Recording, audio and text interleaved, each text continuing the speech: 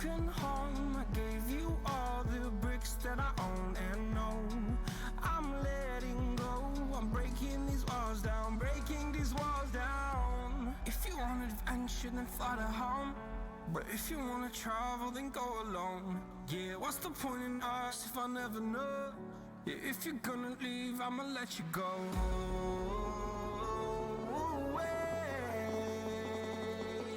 I'm tired of the pain. Go away. I'm tired with yesterday.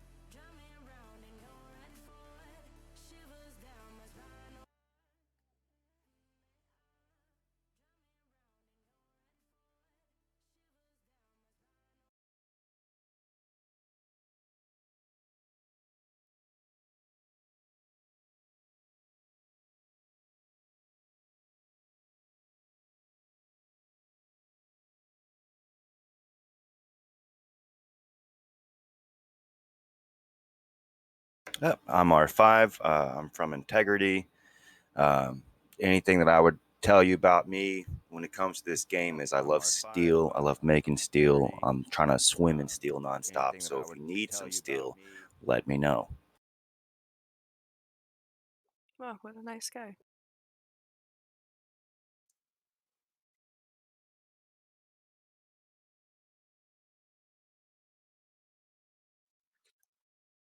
I could use some free steel. Yeah, man. Yeah, well, while you're at it. All right. Right. I'm known as Serukka in the gamer tag. Part of Raged. I play MA Foot Fighter in Mortal 2. And I've been playing mostly PvP games since the beginning of my gaming career, as it were. Yeah, that's about it. Nice. Yeah, I fixed it, guys. Sorry. Apparently they couldn't hear me. I always scuff up the fucking intro somehow, dude. I'm over it. I'm moving on. Philly, they could hear you guys. They just couldn't hear me. So your intros are fine. But go ahead, Philly. All right. Hey, my name's Philly or Dagasi, either one. And like Serukka, I am an MA foot fighter and also guild leader of the Harbingers of Judgment. Tumor?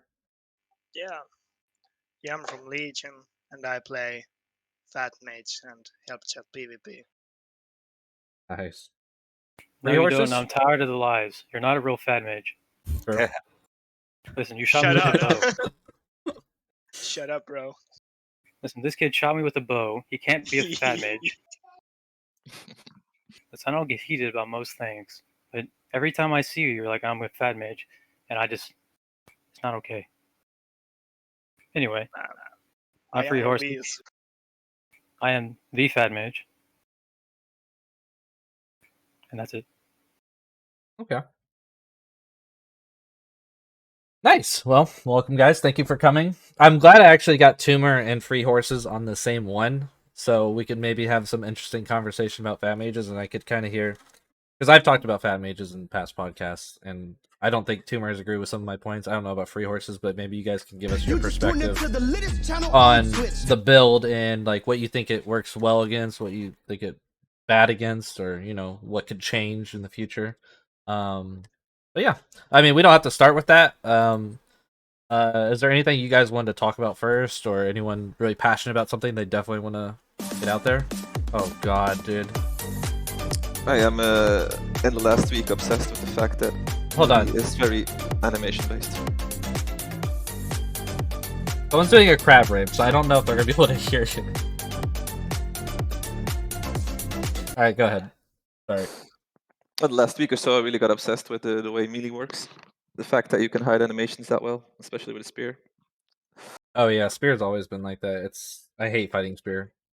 Yeah, but just melee in general, like the way, for example, in other melee games, right, you like parry on the release, and this one, and I hope someone from SV is watching. You never know, but like the fact that you have to look at the people's charge up of their swing works fine Right. if you like start the game, but like after a while, when you start meeting people who are decent at the melee, it's just kind of cancer, really. Especially since you can hide and glitch your animations out. It's just a weird way to like make melee work, if you know what I mean. And I kind of wish it was the other way around. Yeah, I mean the same thing with like the spinning, right? To hide your animations in a different way. Like I was watching Omidas' stream one night, and it has nothing to do with Omidas specifically, but I was watching him one night duel.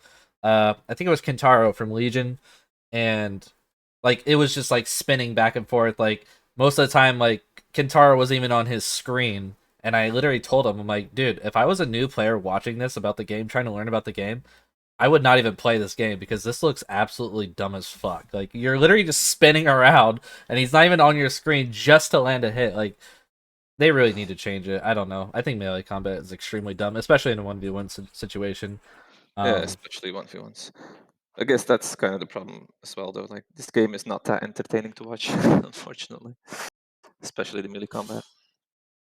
Because if you show it to people, they're like, "What the fuck is this shit?" But then when you play it, it's quite intense. But yeah, it doesn't really get people going.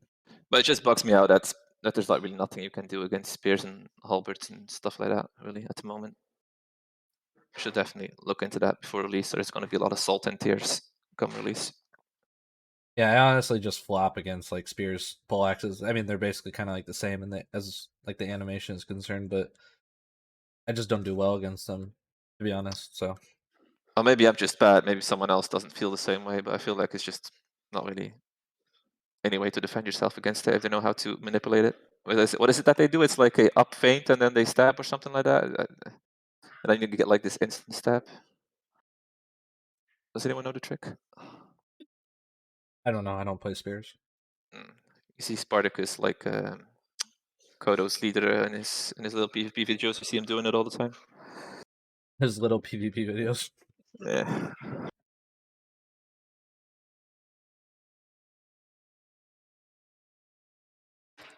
Anyway, not much to be said about it, but it did start bugging me like a week and a half ago. I think it's just it's hard where you're going to find that balance. You can slow down or change the charge animation so that your opponent can read stuff and react better. But then it becomes a parry wall against a parry wall. So then what do? Maybe the second parry that you do takes too much more stamina, so you can only parry so long. Or maybe your feints give you stamina back, so if you feint more, you get. But that balance, where are you going to find that balance at? Because if you slow down or change the animations where it's easier to read, then basically you're going to have two parry walls fighting each other.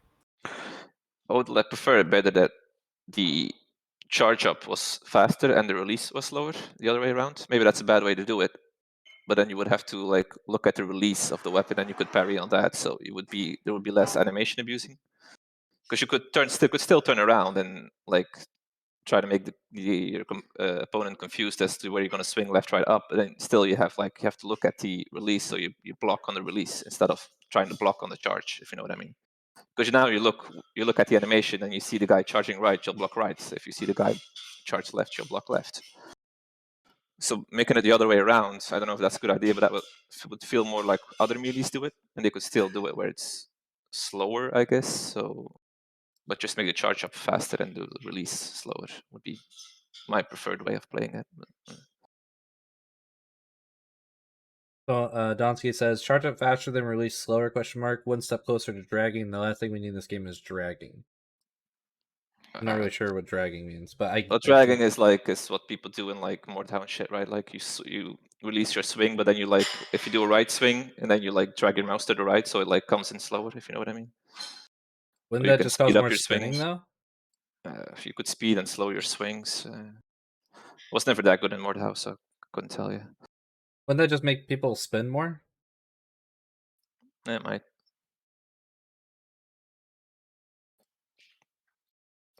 Overall, it's not really a problem, because if you're fighting someone with a sword, it's a fun fight, right? You can pretty much see what the opponent is doing. But if it's mainly when it's a spear that it gets fucked up.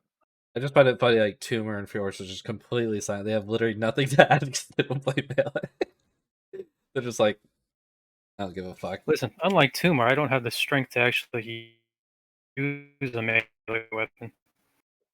Yeah, I don't know. Yeah, I'm a foot fighter, and that's pretty much the main thing I've played for the last like 10 months or whatever. And like, I just don't know how you would balance it. Like, I have no input because I don't know. Yeah, I'm kind of in the same boat because I don't play any like hack and slash games like Mordhau or Chivalry or anything, so I have no idea what to compare it to. And the other thing is, we have to let's pick where we're going to put this on the list of importance of things, because if you have 1,000 players, I mean, you got at least 100 different character builds out of that, if not more. So it's not always two foot fighters coming up one-on-one against each other dueling. So a lot of the things that are trying to be focused on to be balanced are the group dynamics, how mage dynamics work with the foot fighter dynamic, how archery dynamics work with the taming dynamic. And there's so much to balance across that big board that just saying where should we balance the one-on-one foot fighting at, it might not garner high up on the list.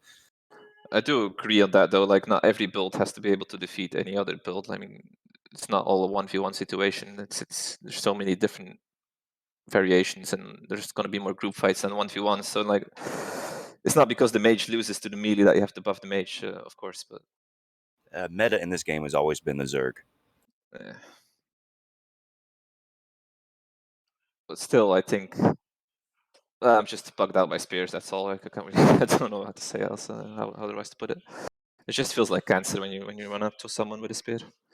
Have you given poleaxes a try? Fuck that, man. It is a pretty high point investment. Yeah, exactly.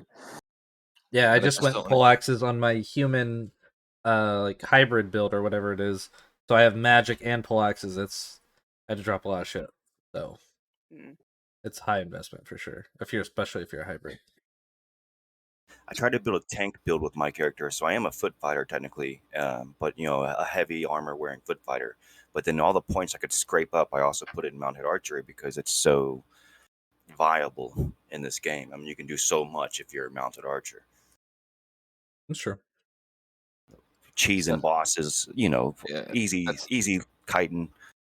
that's another thing. Like being an MA, I feel like it's the only way to really viably PVE at the moment. Like, how would you do Satyr if you can't MA? Like, tank I mean, its hits. Like, well, what the fuck do you even do? one tank with 3 mages healing, because As an MA, you can right. basically solo everything right now. It's The last time I ran Absolutely. Satyr Temple, like I had like a melee or 2 melees, and we had like 1 or 2 mages. I can't remember, but all I remember from that is like literally like our fighters like durability like on everything was just getting shit on from the satyrs because you can't parry them, so you're just taking full dura hits on like your armor and weapons and shit like the whole time. So that was brutal. Like you have to bring like extra sets or something, like clear the dungeon more than once or something like that. I can't remember exactly, but I just remember their durability was getting totally fucked from that dungeon. So It's you kind of can't really crazy. parry them? Only No, block? they just go right through your block or What's the right through your point of parry to that? block damage. I have no idea. same at my nose, right? They like hit through your parries. Well, yeah, Yeah. they hit way too much through, like blocks even, like Has 4 anyone yet hits. actually done the Mino dungeon completely? Yeah, yeah. Yeah, we tried it with like 3 guys, 3 MAs, foot fighters, and 1 mage. How'd That that was go?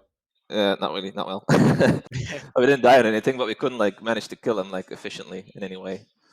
Like, I actually went through and fought the boss. I went with a full group. I mean, there must have been 12 of us at least, but Yeah, most of we us were got at the stuck same outside the group. door. Oh, that's Yep. right. Yeah. It ended up being like 2 MAs that just took the whole thing down. yeah. I feel like the minor dungeon is like just a big Zerg content right now. Like, just if you have enough bodies like Kodo to throw at it, like it doesn't matter if someone dies, then it's doable. I think the boss fight actually it's detrimental if you bring more people in it. Well, I did the boss. Well, I didn't complete the boss. I went into the boss room, but we didn't even know it was the boss room. We just saw this dark ass room. We're like, what the fuck is this? And we were like, kind of like inching forward, thinking there's gonna be like some minotaur in the dark, like, but not the boss. And then the door closed, and all of our like spiritist mages were on the inside. We had 3, and it focused all 3 mages first, and we all died. And then it was just a wipe. And then there was like a few people outside the door. It was just like, well, How does GG, I aggro? guess. How does aggro work nowadays? Like, it used to be the last guy that did damage, right? How does it work It now? doesn't work there. I don't think so aggro is the same for bosses. It doesn't So seem like it for is. how does aggro work in general now? I'm a bit confused on that. So in like with the Minos, just the regular Minos, the Mino will aggro the very last person that comes within its view range, not the Okay. last person to hit it, but the last person within its view range. So if you're at the back of the pack, you're going to end up being the tank most of the time. So your Yeah, healer that's has so to go in weird. first, basically.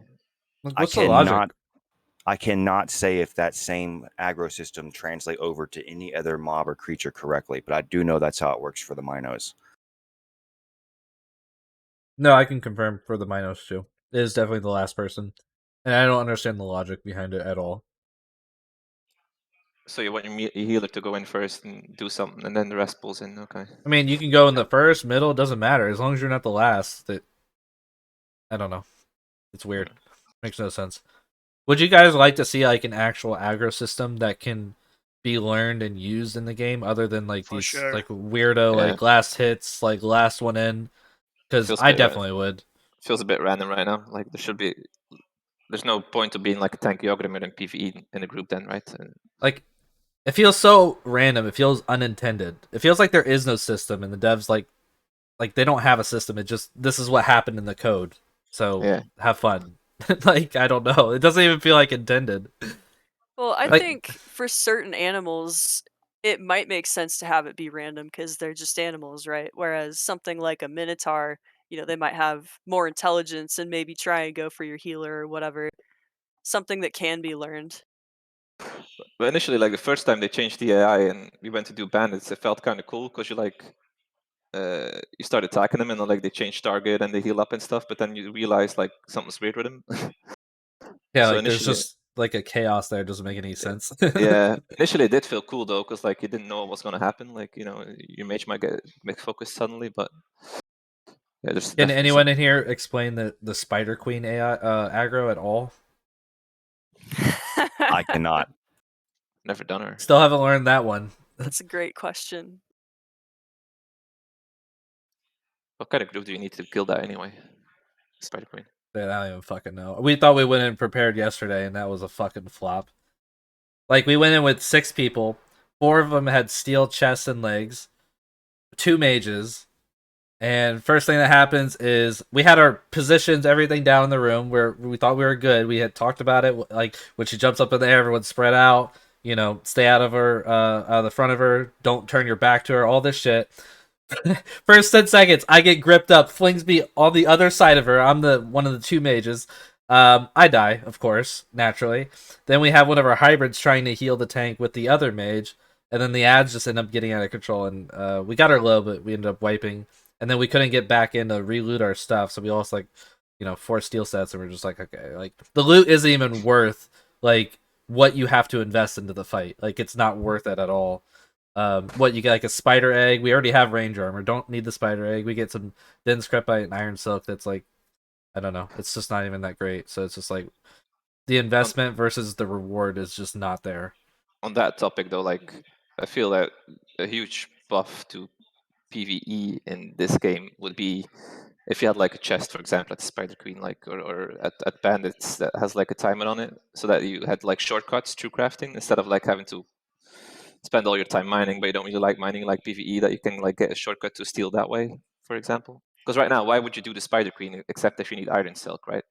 And maybe if you need the book and then never do her again, like, so what's Well, the point? dense crepite also, but yeah. Then, but you can also get that from mountain spiders, right? So I feel like there's no really a point to doing the bosses more than once. There should be like a reward besides the initial reward, because they give you like, what is it? What does the Spider Queen give? Does it drop the book or give something to Give buy the the book? spider egg, you turn the egg in for the book. Yeah, exactly. So you do that a couple of times, you buy the book, and then, well, okay, you're done with that content forever, right? Right. So there's like, it would like make PvP hotspots a bit better, because there would be a reason to go back, and you would know there would be people doing the Spider Queen, so you would go there and try to camp it out or whatever, or you would do like little circles of your bandit camps, because there would always be someone doing a bandit camp, because every 6 hours that chest respawns and he gets like, I don't know, 100 steel or whatever. I'm just spitballing here, but I feel like there should be more rewards to PvE than just what you get from the mobs, especially in camps. Though maybe some people don't agree on that, because everything has to be like player made and all that. I don't know. No, I agree. Especially like when you go do like a dungeon like Fabrinum Tower, like, and there's just not a single chest or anything in there. First of all the chests suck in the game. Like, there's sometimes you'll get like I went to a Riser camp near GK Keep, and you guys can go check it out at some point. It's the camp that's like south of the keep, and it's like the closest one to the Spider Queen cave. We cleared that camp once on our way to the Queen, not even expecting anything, and we ended up pulling like 500 gold out of that camp via like gems and all these like random shit in that camp. And this was like the only camp I've ever seen that happen, by the way. And like, besides like that camp, there's like all the chests in the camp like really suck. They don't respawn well, or it takes like too long or something. I don't know. But like, I don't know. It's just like lackluster loot, like in general. Like, you're expecting like, oh, a chest. Like, I'm gonna open this week. You go to a ruins and it's like literally like 2 silver. And you're just like, oh, Yeah. like, there's like no sense of like adventure or exploration in the game currently. I feel like, besides like once you find like the armor vendor book for ranger armor, and then like, well, one that's usually like posted everywhere, so everyone already knows. But like, I don't know. Just like, you're not rewarded for like exploring and doing the side shit or whatever in the game. That's what I mean. Like, once you start figuring it out, there's no real incentive to do PvE besides hunting to get your basic mats, right? especially if you're gonna have like a big influx of players, people want to explore the world, do stuff. But if everybody's doing those bandit camps, those chests will be empty, and a bunch of casuals will go there and clear it and be like, oh well, okay, that was kind of worthless. So I feel like there should be shortcuts for crafting through PvE somehow, or something. It should definitely be more rewarding in a way. Not saying you should get like 1,000 steel once you do the Spider Queen, because that might be a bit much, but just something. Well, they do drop mats in like at least like the Rhizar chests that I've seen in the Rhizar camps. Like they'll drop like Jadeite, like Calx, Granum, Pig Iron, whatever, all that stuff. But I think the chests respawn too slow. Something. Yeah, it should be on a personal timer, like every 24 hours. For you as a person, like that chest will be filled, if you know what I mean.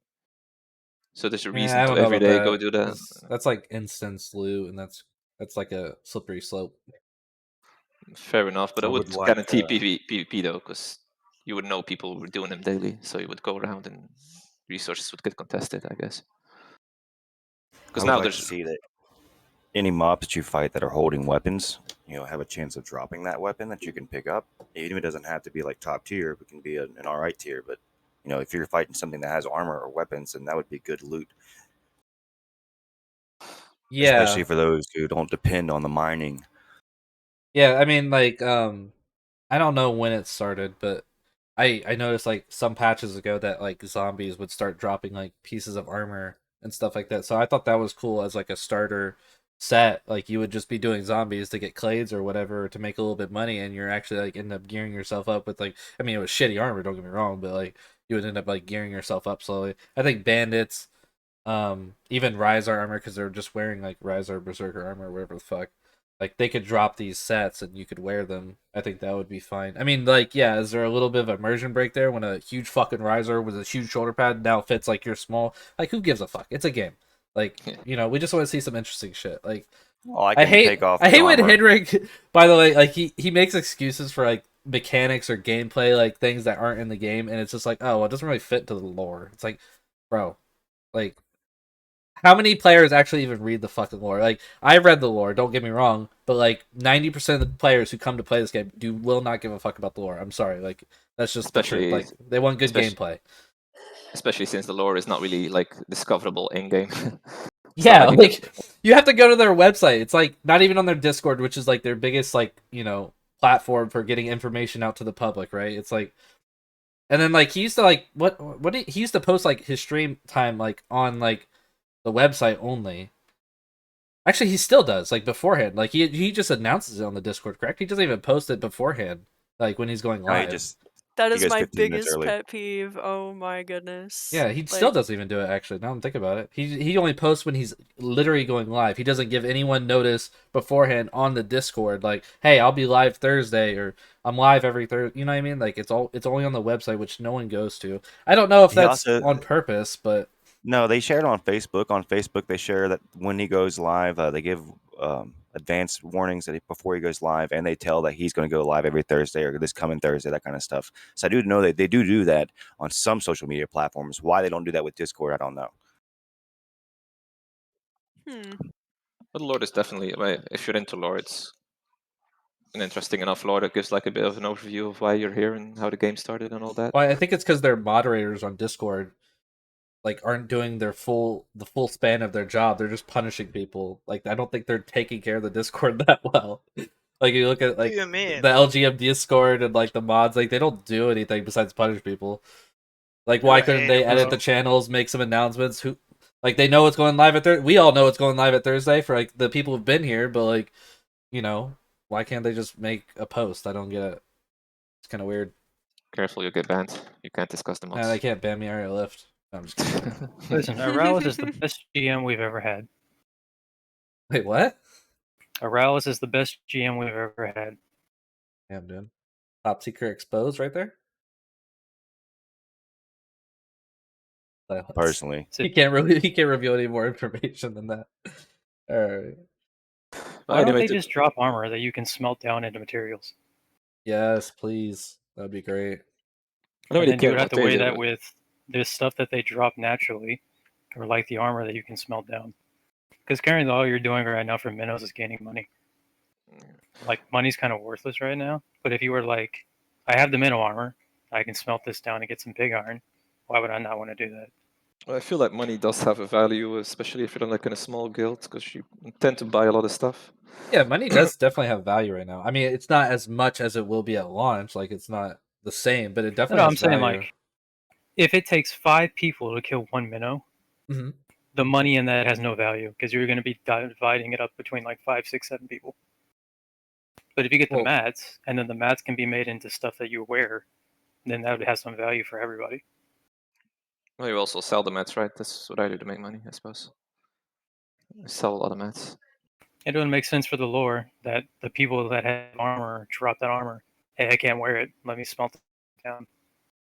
I don't know. I'm still like stuff like that. Like, I hope they add like a guild. Like, I hope they do a guild patch soon. I hope it maybe comes with the war deck system. I can't imagine that it doesn't, where they add some new stuff, maybe like touch up the guild UI and stuff. But like, it would be really nice if like in other MMOs you'll see like a guild treasury or something, and like, you know, when you farm mobs, like 5-10% of that goes to the treasury. I would love to see something like that. Although it's kind of hard to imagine, unless that guild bank is tied to a specific town, how it wouldn't be abused by just Wouldn't that you having be gold globally everywhere. wouldn't that be added to Yeah. like housing and stuff? Because you have chests. I'm assuming your friends will be able to access those chests, or anyone who gets in your house, right? Well, if they wanted to do that, then all that I would ask, it would be cool to see like if your guild bank is tied to this chest specifically in the world, if like when you're out farming mobs and stuff, if like you could adjust it to like 5-10% that all that wealth goes straight to that chest, like even if it's across the world, I think that would be cool. Rather than wouldn't. like, I don't know. Seems weird to like have to like after every group trip when you're like, okay, we're like farming for the guild, whatever, and then you have to like pass like I don't mind them the because it's more player based, and you kind of depend on the honesty of your guildmates and Actually, people wait, like. that could be abused too, because if they just set like the tax to 100%, you're just all that loot Mhm. is just instantly disappearing from that area. Oh Like fuck, I don't know how they would do it. I mean, I kind of liked how it is in other games, like in Duck, for example. If you went to farm, you just had a guy who skinned everything, and then you split it out afterwards. And you always have a loot goblin that like takes a little extra, and at least No, it'll I work was longer. literally talking about a guild tech sheriff, yeah, but Yeah. I'm thinking now, I'm like, wait, that could be exploited so easily. Skip Yeah, the but party anyway, complaint. just PvE in general, I feel like has to be a bit more rewarding, so that there's more people roaming, I guess. This is why we It can't have used fucking to too. nice That's things. why it's so sad. PvE in the first game was amazing. Well, some of it, like the White Rabbit, and then you had to go to the Southern Shore to fish. I mean, all of that was amazing stuff. Well, I Wait, don't what do you care mean? about. What? You remember the White Rabbit? Nope. There's a White Rabbit in the Stein Troll Cave, and it's in a very dark cave, and you have to have a light, and you got to search for this little pesk on the ground in like a dark cave that would clip through the environment. But once you killed it, you got a White Rabbit paw, and then you could take that paw to the southern beach, and you would use a fishing rod with a depth of like 10,000 or something stupid, and then you would pull out the Temigula. What's a Temegula? It's like a shark? It's a giant lizard to get the best skills in the game. Nice, exposed. Thank you. That would be No, but cool. stuff like that was amazing. I mean, they've done this before.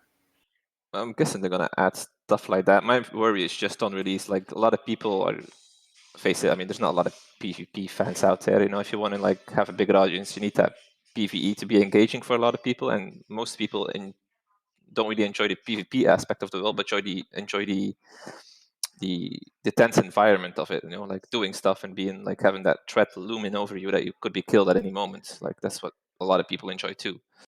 So if the PvE is not rewarding, then there's no reason to go out, and then all those, I guess, quote unquote, more casual players will like quit the game because they're like, whatever, it's not really fun for me. So, question about the fishing, real quick. Um, was that tied to all beaches, or was it only the southern beach? It was only the southern beach, and realistically speaking, you only can fish it in certain spots. Because if you fished it like next to a turtle beach, and when you obviously MO1, you used MAs to kill things. So if you were running around the turtles and get stuck, you're dead. So there was a spot next to some Campodons, kind of a little further down, that you always fish from, and you just fish it out, and like this thing just spawns and kills the fisherman, obviously. and then you would have to kill that.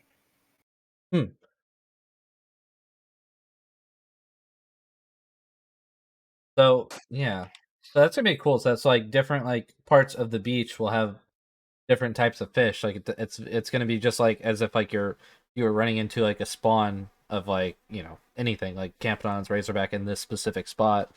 Like there'll be like an invisible spot in the ocean and stuff in lakes maybe that only spawns like this mob type like as far as fish or whatever. Is that kind of how it worked in MO1? Like there was like an invisible radius in that area for like a certain type of fish? For Well, like what you could certain do in the bait? first one is if you butcher, like it's gonna sound weird, just go with me. If you butcher the water, it'll tell you what zone you're in, and then based off that zone, you can sell which fish are in the water. I Wait, can't tell if what? FreeHorses is trolling or not. Like his Wait, what did you delivery is wait? Can you always run that so back again? You dry. lost me. You lost me, bro. Say it again. I'm sorry. Okay. So you use some sort of extraction process on the water, and it'll tell you the zone of water that it is that you can get the fish from. What would it say? It was like ocean tropical? Like what the fuck? Basically. Okay. Okay. I don't understand. Listen, do weird. you not remember Mortal Online 1? It was Dude, the I never jankiest fished in game it in I've ever Mortal had the 9-1. displeasure of playing. I don't even think I went near the ocean in Mortal 9-1. I was like in the middle of the fucking continent, bro. Like I didn't go anywhere near the ocean. I did go to Sunken Isle a couple times, but yeah, no, I didn't fish or anything. Sunken Isle was like fucking dope as shit in MO1. I'm not gonna lie though. That was a pretty cool island. Kinda is still a cool island, but I just don't think there's much on it right now besides satyrs and hunter lizards or whatever. Is there Campodons on the Sunken Isle? Does anyone know? Is that NWO keep? Yeah, it's Yeah, like NWO, but I haven't that seen big anyone. island in the southwest. It should have Campodons and satyrs. I think, or Diesel told me it did have satyrs, but it should have Campodons because it had a bunch in the first one. I only see satyrs and hunter lizards on the map, but I know this is like accurate, so I don't know. Yeah, the map is a bit weird. How do you guys feel about the keep locations and like the differences in landscape around them? Do you guys feel like there's like a good balance there for like the biome that Fuck the keep no. will land in? No? Why do you say that? Fuck no. I mean, you look at the Centauri Keep down in the jungle. I mean, that thing's on top of a mountain. One bridge goes in. It's a beautiful spot to be defending from. And then you compare it to like the Western Keep. It's in the middle of a field. Nothing around it at all. Everything's on the same level as it. Yeah, you're gonna get siege from all sides, dude. GG. Honestly, it depends on how the sieging actually works. Yeah. I mean, it could very well be that the first like iteration of sieging for like the first 6 months is all we have is battering rams. You can only go through the gate anyways, so who knows? I got you, Virtual. Let me see how I do that real quick. I guess some keeps are better than others, but that's like okay. Yeah, I'm not even talking Listen. about resources, but like just landscape. Like, what do you guys think about like the keeps in general? Oh, some of them are busted. Like the one out of GK that has like one ramp for the most covenant keep in the entire game. If you're gonna have one ramp to that, Yeah. The GK keep is just busted in general, in my opinion. Antheus was saying like he likes CC keep the best as far as like when you're including everything, like resources and everything, but I don't know. I still think GK keep is the best as far as like what's around it and stuff. Like you got Spider Cave, Riser Camp, fucking, like all these different like Razorback black bear spawns. You got fucking Teffer Crater, you got GK. Like I don't know. It's just crazy up there. The Rizar dungeon itself, which might get expanded on in the future. Probably will. Can't imagine it doesn't get touched later on. I've never been part of a big guild, so I don't really know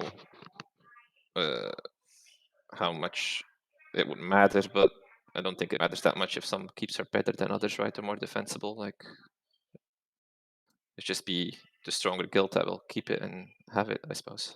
It does when there's no siege system and you can't contest. It's going to be a while before siege systems, right? It's going to be with DC. Probably a few months after launch, and then let's just assume that the fucking siege system actually works, and your mag cannon after you build it does just despawn for no reason, right? Or maybe it's supposed to move and then can't move, or Maybe you shoot a boulder and it kills the guy who shot the boulder. Like, there's so many things that could go wrong with it. you know, and this is gonna be after live, by the way. So you lose your shit, GG. You lost your shit. I doubt GM's gonna replace it. So the keep's coming like end of next month, is it? Yeah. End of November, yeah. Yeah. They're not gonna be siegeable. No. No. Yeah. The only thing he said is what that did while you're building it, it will be vulnerable, but after you build it, GG. what did he say about the blunt weapons? About that, you know? He said, I think he said that you can do it, but there's no way it would be feasibly viable to do it. But it would be the only option. And I don't know if that's going to come with the first iteration of houses. I would doubt it, to be honest with you. If it's Yeah. at all possible, I bet people will do it. I don't think Of you quite course. understand. Yeah. You're talking Another about like thing a that- 100,000 HP house that you damage one time with a hit, and then it takes away half your dir on your sledgehammer. Yeah, no one's going to do that. They used to do it with TC towers and shit, but they're not going to... keep? Like, who gives a fuck about a house, right? House is cheap as fuck. Anybody can build a fucking house. Oh, a solo can build a house. Like, nobody's going to spend their time breaking a house with sledgehammers. Unless they really hate that person. Yeah, but even if they do, the person who built the house wins because he can replace that shit way easier than you can replace all the mats you took to destroy it. True. So, like, if you destroy my house with sledgehammers because you hate me, I just won, dude. Congratulations. Like, you have a point. Yeah. Shit, man. You Oh, can't sorry. destroy it because you can build it up faster than they can destroy it. Yeah. True. That too. Just You just build, stand like, inside of 5 it with your houses little pickaxe, altogether. just repairing it, like, while they're trying to break it. That'd be funny. I wonder how that's gonna work too. Yeah. You know what else I wonder? I wonder what the range on siege weapons is going to be, because someone mentioned like some keeps are better than others. Um, Depending on the range of siege weapons, that could turn some really good keep locations into some really bad keep locations. You just got to get on that little hill over yonder, and like, man, depending on the range, you can just like rain hell down on the keep. That's what I was thinking about. The Sausage Lake keep specifically. So I don't know if you guys are familiar with the area. So like the keep's like on its own little island with a small land bridge going to the mainland.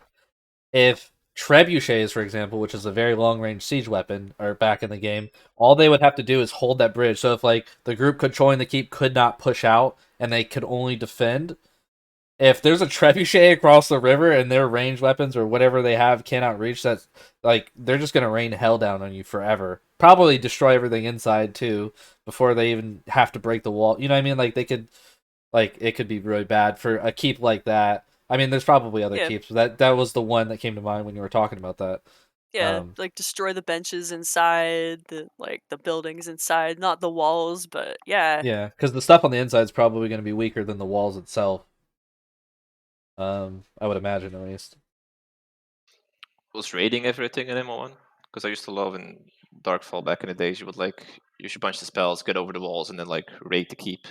If you know what I mean. There's a bunch of like Lashaniqua's in chat actually. She used to do it. She used to like use some magic spells or something to get inside keeps and like shit. And then if you had two spirits, maybe you could res each other and stuff like that. Like they did some crazy ass shit. You should go watch his videos, his or her videos. I think I don't know if you want to link one of your videos, Lashaniqua. If you like guys like inciting keeps and stuff, that would be fine in the chat. But yeah, people did do that. Yeah, for sure. And he was just saying mountainside keeps are notoriously easy to jump into, especially once we get spiritism and elementalism. So actually, that was like good timing. Because that does sound like fun. It's a bit of content at least, you know, being able to raid a keep. Yeah, once you have thievery, you should be able to break into the houses inside the keep and, you know, do some crazy shit, I'm sure.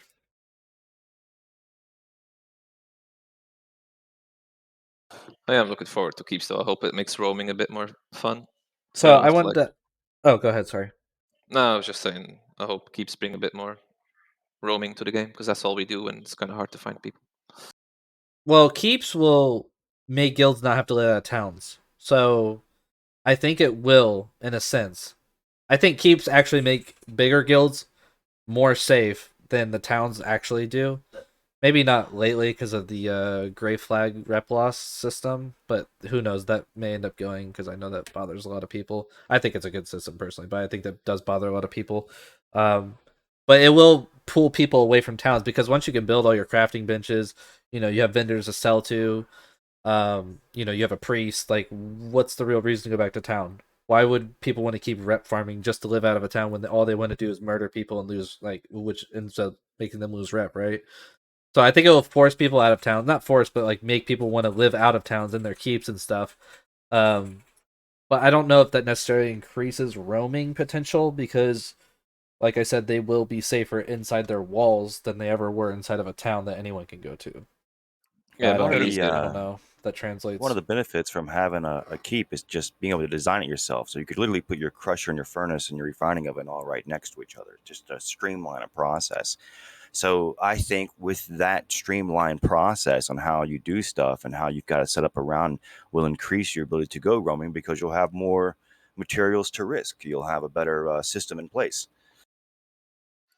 it's also starting a fight, right? Like there's one guy that's walking around that keep from said clan. You kill him, and then the rest come out, and like you can start a fight that way.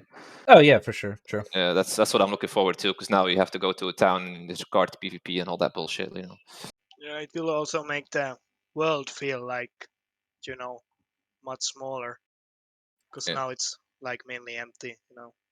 Right. I mean, that's what you did in the first game. You went on a roam, and if you didn't see anybody, you said, "Let's go to RPK Keep. We're gonna get a fight." Yeah, Yeah, exactly. sure. And a lot of keeps, like Central Step Keep, it's right on top of the Spider Cave. GK Keep, Spider Cave. And there's other keeps like around specific resources, right? And those guilds will obviously try and control that resource. So typically, if you probably go and like do that resource or whatever it is, like you'll probably end up running into that guild anyways. So I mean, I think it might. I just don't know how well it really translate. I think people might get annoyed that how safe the keeps will be compared to like a Palisade town, which will have 0 walls, right? Like there's gonna be a huge gap there, and like vulnerability or whatever. Keep hearing that thing in Discord as well. Palisade Town. What does that mean? Just a little bunch of It houses with means palisades. Palisade Town. So in MO1, you had the keeps with walls, and then they could have like, well, I mean, MO1 was way different, but you could build walls anywhere with the keep, right? Anywhere within your influence. And then Palisade was usually like a high tier house. You had like X radius around your house, and people would build walls. But in MO2, you're not going to be able to build walls unless you own a keep. So any other guild that doesn't own a keep but still wants to build like a town with all the crafting benches, whatever vendors, they're not going to have any walls to protect that said village. They might have guard posts, guards that they hire or whatever and gear up themselves, but people used to call those palisades. Like if it wasn't a keep, it was probably a palisade. Here, let me give you an example. Imagine you go down a spider valley, right? And you really like killing those spiders for some reason. And you want to have a little palisade there. What you would do is put down a house, and then you put down a butcher table, maybe something else, wall that section off, and that'll be your spider or your spider valley palisade. It's basically just aiding you in doing what you want to do in the area. It's like a forward operating base. That won't be a thing now though, because the walls are pre-built, right? Should be, yeah. I mean, I think Henrik has mentioned that like he might give a little leeway for keep owners to build some additional walls, like, but not like crazy like MO1. I believe he said that. I've heard from a couple people. So, but that's not really confirmed or anything. The thing I would like to see is like, for example, if Kodo, right, a big guild, they have a keep, and you have like little houses around it that make like a little village, and or you go somewhere and there's like a group of houses. I would hate to see that it's just houses all over the place, scattered all around, which will happen probably. But I hope like people group up in little villages. Well, you will. So but you'll have to pay whoever owns that territory, right? So like you'll have Kodo Keep, and then you'll have a bunch of houses surrounding Kodo Keep, but they probably won't belong to Kodo. They'll probably belong to people who live in Meduli and are paying Kodo to build a house in their territory, and then they'll probably end up building it somewhere around Kodo Keep because that would be like the safest place, right? Plus, it would also benefit Kodo. One, they're getting paid, and two, now they have these extra random defenders for when they get sieged that are going to come and want to defend Kodo. Keep one for the content, and two, because, well, they fucking live there, and they don't know who's going to take it if Kodo dies, right? So it's kind of like a security thing for them, too. So, I mean, Henrik's kind of building like a little feudal system, like where you're going to have like the king, quote, the keep owner, and then you'll have like, you know, like the little people under him who kind of like work the land and stuff, but like will come to assist like the keep owner when they get in trouble, right? Because kind of everyone benefits, like it's a mutual relationship at that point. They get to live in the area, they get to have their house, they can do whatever they want to do. And then at the same time, Kodo gets, you know, I'm just using Kodo as an example, but this could be any guild, any big guild. But yeah, I think What it's I'm kind of afraid cool. of I think it's cool, but is in the first game, RPK, instead of building walls, they built banks that acted as walls because they had more HP. So I'm afraid that people are going to put down houses and then like a workbench next to that house and then another house and then a workbench. oh Just yeah, layer it all around. So you have like a makeshift wall. Good fight, Donsky. I thought the same thing. I'm like, I'm really hoping that there's like a certain radius between houses that you can't build. So we'll see on that. I don't know. If there's any way to get an edge, players will use it. That's a fact. Yeah. Well, do you think it would be a good idea to cap the amount of houses you could place or assets, like per person? Well, they'll just do one house per person still. Like if Yeah. there's a way to abuse it, they'll find it.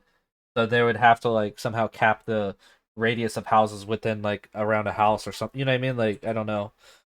From a coding standpoint, I don't know how they would do that, but They because they can't absolutely have need house, to. house, you know, so which ends up just making a wall, right?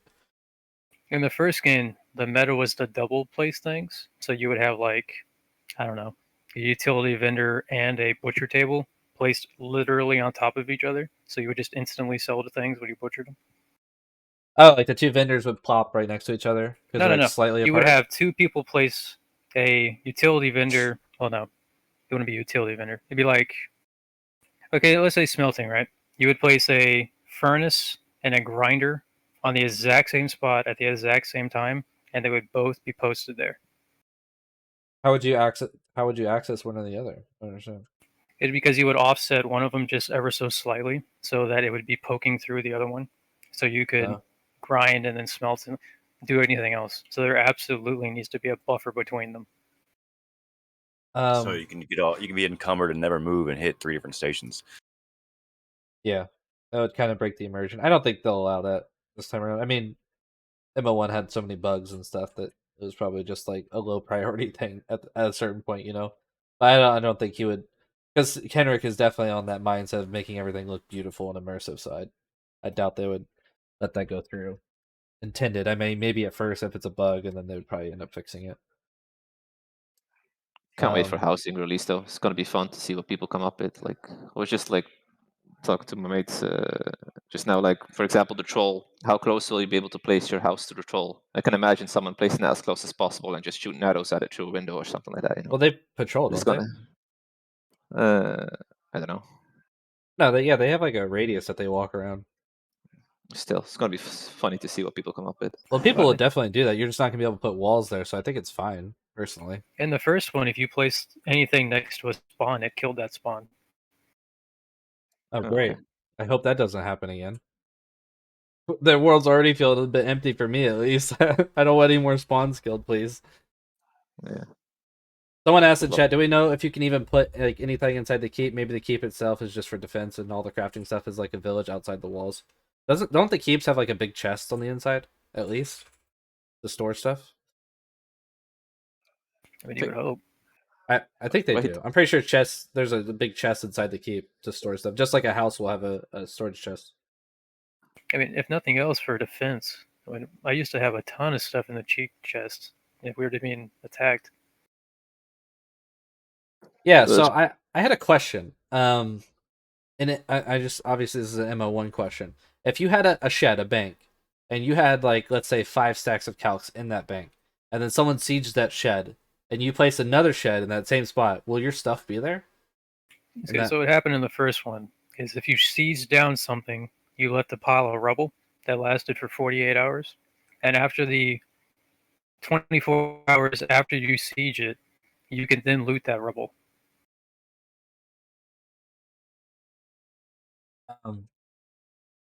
So, are you talking about stuff that was in a chest inside the house, or are you talking about like the actual banker though? The chest. Okay, but Are I'm you talking talking about about the like a node? banker. No, I'm talking But yeah, about it if you just built a remains on the shed like node. a bank. So, So like, they you're saying, couldn't like, when you loot destroy it though. Right, when you destroy the bank, everything that was in that bank, including what was in the chest and stuff, becomes in like a loot bag. Except it's not a bag; it's a giant pile of rubble, and you loot the rubble. Well, the bank and the chest are two different things. Well, that's what I'm saying. You get the building's loot, and you got what was in the chest. Oh, You see what I'm saying? okay. Is it confirmed that storage comes with the housing now? Like, will you be able to place chests in your house? Because that was kind of confusing on the I last think stream it. I I watched. think It it. didn't like confirm it 100%. I think in my view. default it comes with the chest, and then you Oh. can adjust and add more or whatever. I don't know if that's coming in. I doubt it, but we'll see. I don't know. A bit confused on that when I was watching the stream. Like, did he actually confirm it or not? Like, because it could be kind of a shame if you place your house and then there's like no chests in it. You're kind of like, oh, okay. Guess I'll wait for the next patch. Because I'm definitely looking forward to that patch. It's going to be a big boom to player base again. It's going to be fun. Well, I'm getting conflicting answers. People are saying I don't think the banks could be looted, but the chest, like if it was like a chest in your house, it would go into the rubble, but not the bankers. All right, let me run it down for you. Okay. If you had a banker and a bank, and that banker or that bank was destroyed, right? Then all that stuff in that bank was left on the node. So if you built another bank on that node with a banker, you could take it out. If you have chest inside a house and you destroy that house, then everything in that house goes in the rubble. Some stuff flies off or whatever. And then you can loot that rubble in 24 hours, and then after 48 hours, it disappears. Was that ever a problem to know where the node ended, though?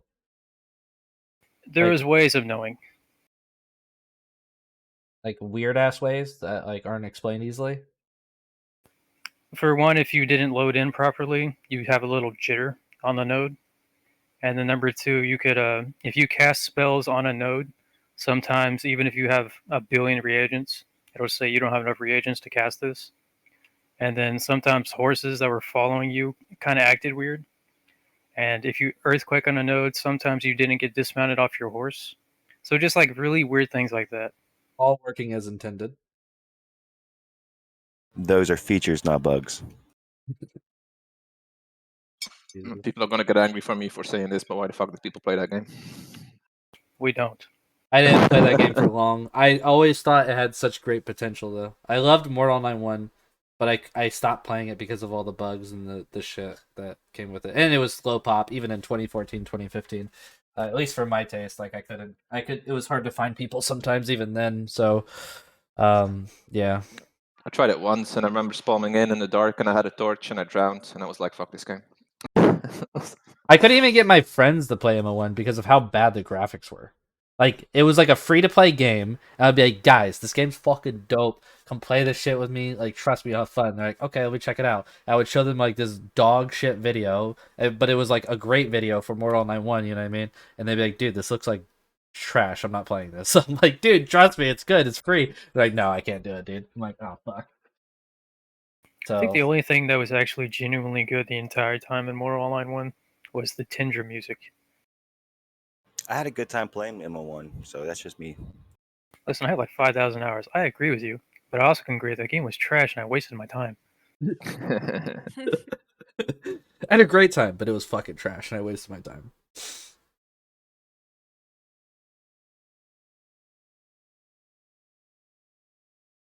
In the video with Sausage Lake and went, nope, not playing that. Oh. Wait, what the fuck? Darkfall looks like shit too. What are you talking about? It does look like shit. It was a good game though. Well, this guy said he showed someone a video of Sausage Lake and went, nope, not playing that. I'm like, what do you mean? Darkfall looked like shit too. I don't know. I didn't play Darkfall because it looked like shit. Not that it looked like shit. Oh, I don't know what you're talking about then. What do you guys seriously? What features are you guys expecting with housing patch? Like, are you guys expecting crafting benches, furniture, anything? For me personally, what I like to do is just roam and gank. I just want to be able to place my house in a strategic location and have a chest to dump my loot in. That's all I want really. So I can like camp out some certain spots, like Spider Cave or whatever, and then just go dump that loot and then go straight back out again, kill again, go dump that loot. That's all I want really for me personally. Yeah, I hope it like increases the movement of players around the world or like even creates hotspots in some places. Other than downtowns, of course. I know that Henrik mentioned that you'll be able to have stables, which will be really nice for those tamers to have stables all around the map. Um, you'll also be able to have vendors where you can sell stuff that you craft or take off other people or whatever. So that should encourage some movement as well with trade. I already see it. Someone's gonna put his stables up at the white bear spawn. Like someone's like that's the first thing they do. Oh my god. Did they say that it's going to be node again? Or how would they, if you destroy the stables, does all the horses just get let out? Or like, how is that going to work? You tell us, MO1 boy. Well, they remain on the node. Well, I have Henrik no has said there idea. are no node lines, but I'm pretty sure that's false. I don't know. Okay, listen, there are node lines. Let's not kid ourselves. I mean, I'm with you. I'm just saying that's what he said. So, Well, he's like, a guru. remember, like back in like one of the early stress tests, we were having like all those fights at Bhakti. Like everyone was in Bhakti, and we kept talking about how trash the node line was, and they were like, "There's no node lines in the game, guys." And we're just like, "What?" Like, you would walk around like this specific spot, like you'd just like drop to 10 FPS. Listen, the man's just playing semantics. We all know what he's doing. Important question though, like when housing comes out, it's with a house deed, right, that you have to buy? It was. Okay. That'd be fun. Lots of people walking around like house deeds in their pockets. It's gonna be some good loot. No, hopefully. I don't understand too. Like something that's confused me is you used to buy house deeds from like a town, right? So now we're gonna have to also pay keep owners either a fee or buying the deeds from them. Does anyone like know the specifics on that? Because I'm not understanding. Do we have to buy 2 deeds for one house? Is that what You're the talking about the system's first supposed to one be? or the No, second I'm talking one? about what he's talking about in MO2. Because I know you used to buy the MO1 used to buy the deeds from like a town, like like whatever house type you wanted, you would buy it and then you go place it, and then you would put the resource and build it. But he's talking about in MO2 that if you want to build in someone's territory, like in a keep owner's territory, you have to buy the deed from them. Isn't that what he said in the past for MO2? I don't know, but someone in chat said something along the lines of that you won't be able to directly automatically tax people. So maybe it will be that you can place your house, and if they don't know you live there, they won't ask taxes. If you know what I mean. Like you'll actually have to track it and like have a bookkeeper of sorts. I don't know if that's true. I just read that in chat like a while back. Well, I know I'm pretty sure he said that like a few times that where you'd have to buy the keep deed from someone. So I'm just curious if you have to buy 2 deeds or if you only buy it from keep owners or how. You know what I mean? That's just weird. I don't know. Is he talking about if you own a town, then you get tax based off that town that you own? No, I'm pretty sure he said in order to build in someone's territory, you have to get something from them. Whether it was a deed, I don't know, but that's what I was kind of asking if people have more info on that. Didn't he also Hey. say we're going to be able to go to the moon? Oh my god. Hey There's guys, 2 this is moons. R5. I gotta go. I gotta get real quick, but I'll be back later on in the game. But I want to say just thank you for inviting me to the podcast. I'm sorry I had to go so soon. But once again, thank you. It was fun. Give me a kiss Alright. before you leave. Yeah, true. Mwah. Mm, All right, have a good one, man. Nice. can feel the love. Yeah, that was my boyfriend. Whoa. He just Isn't doesn't he know yet. married? He's married, dude. Oh, pretend I didn't say anything. It's cool, man. It's 2021. Yeah, she might be cool with it. No, I'm not no homewrecker. So maybe now's a good time to take a break real quick since we're at like 1 hour mark. Maybe we end up only at 2 hours, so maybe this is halfway for this podcast. So let's just go ahead and take a 10-minute break, guys. If you need to go walk away, get a drink, go potty, whatever. Let's just give it a 10-minute break here and just be back at 1:10 p.m. or whatever in 10 minutes for whatever you guys are. Okay? Yeah, all right, man. sweet. All right. All right, I just gave him a little break, guys, because I think someone has to use the bathroom. Serukka can knock one out. Knock one out what?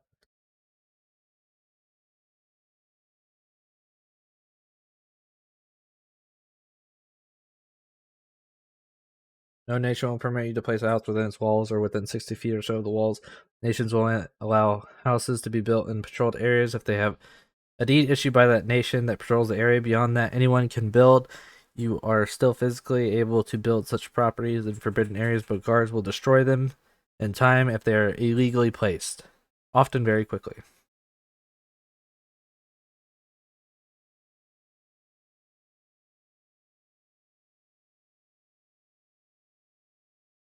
Oh, okay. Interesting.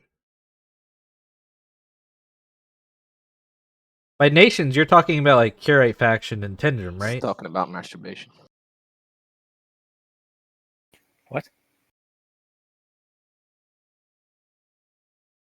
Are the nations about like the NPC factions? Is that what you're talking about?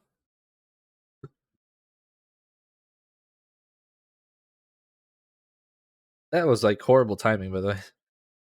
That was like the weirdest timing, Serukka. By the way, because I literally said like, I said, "What nations are you talking about this?" And then you said he's talking about masturbation. Like right after, it was like perfect timing. I guess I was because I was listening to the stream live, and then probably like confused me because it's not the same. It's a bit delay on it. Okay. Oh, so it doesn't have anything to do with the keep owner then. Interesting. Okay, so they'll probably just end up paying taxes or something to the keep owner at some point, whenever TC actually probably gets implemented.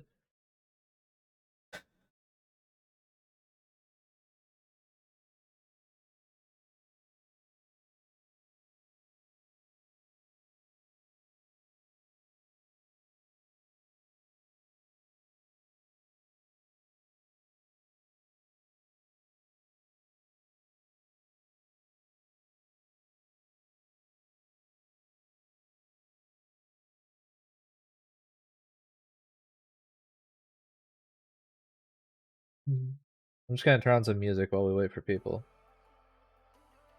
So it's not dead ass quiet. We're just we gave everyone a 10-minute break for anyone who didn't hear or missed it or whatever.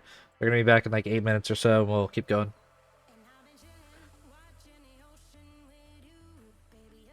By the way, if you guys aren't followed to the channel, please follow the channel. I would love it. I'm not even asking for a sub, just follows. They're free. Just so you know when we go live, boys. That's all I ask. Thank you for the prime, Caldron. Appreciate it. Oh, and thank you, Dothar and GTEXE and Caldron, you followed earlier too. Okay. Yeah, thank you guys all for the follows, and thank you for the Caldron for the prime. Appreciate it, man. But yeah, if you're not followed, please follow. And we'll be getting back into it here in a few minutes.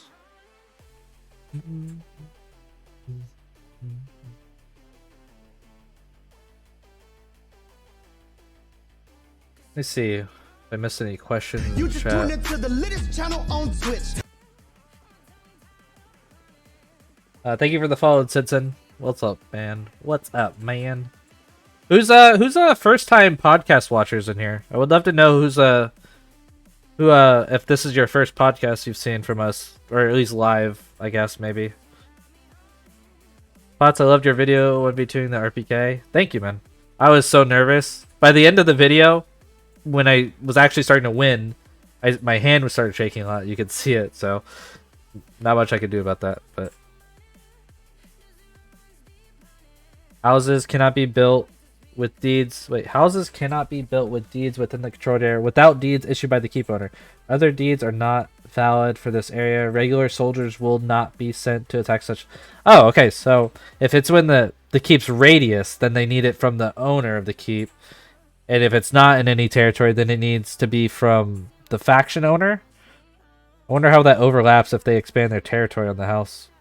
My first time watching you, Sir Virtuo. What's up, man? Nice. Caldron's first time here. Only found out about it because of Serukka. Oh, okay. Well, thanks, Serukka, man. Appreciate that. Yeah, welcome, guys. How are you guys liking the podcast so far?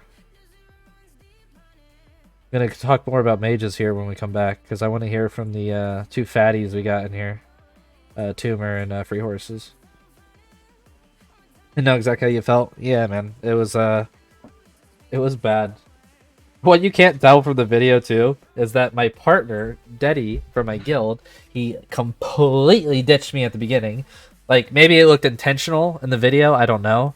But he definitely like ditched me, and I did not want him to ditch me. But he ended up coming back because I was just like, dude, I'm winning, bro. Come back, help me. We can kill these idiots. It was just hard 1v2, obviously. And I had an axe. If I had a sword, they would have died so much sooner.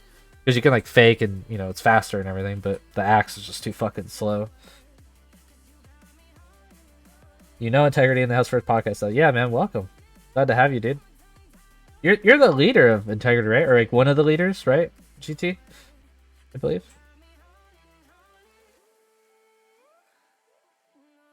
Who's not, or who's here, by the way? I'm not. I am. I'm here. Okay, so I think Philly's AFK still. That's fine. I'm back. Oh, you are back? Okay, you guys ready to get back into it? Yeah. Sure. Good, dope. Does anyone have anything they would like to talk about? If not, I do. But if you guys have something you want to talk about. Not really specifically any complaints or anything, but just the economy in general and how that would work. But it's fine. Okay. Those are two things I cared about most. Was like the animation glitching and the economy. Hudson, let's talk about mages. Great, because that's what I wanted to talk about anyways.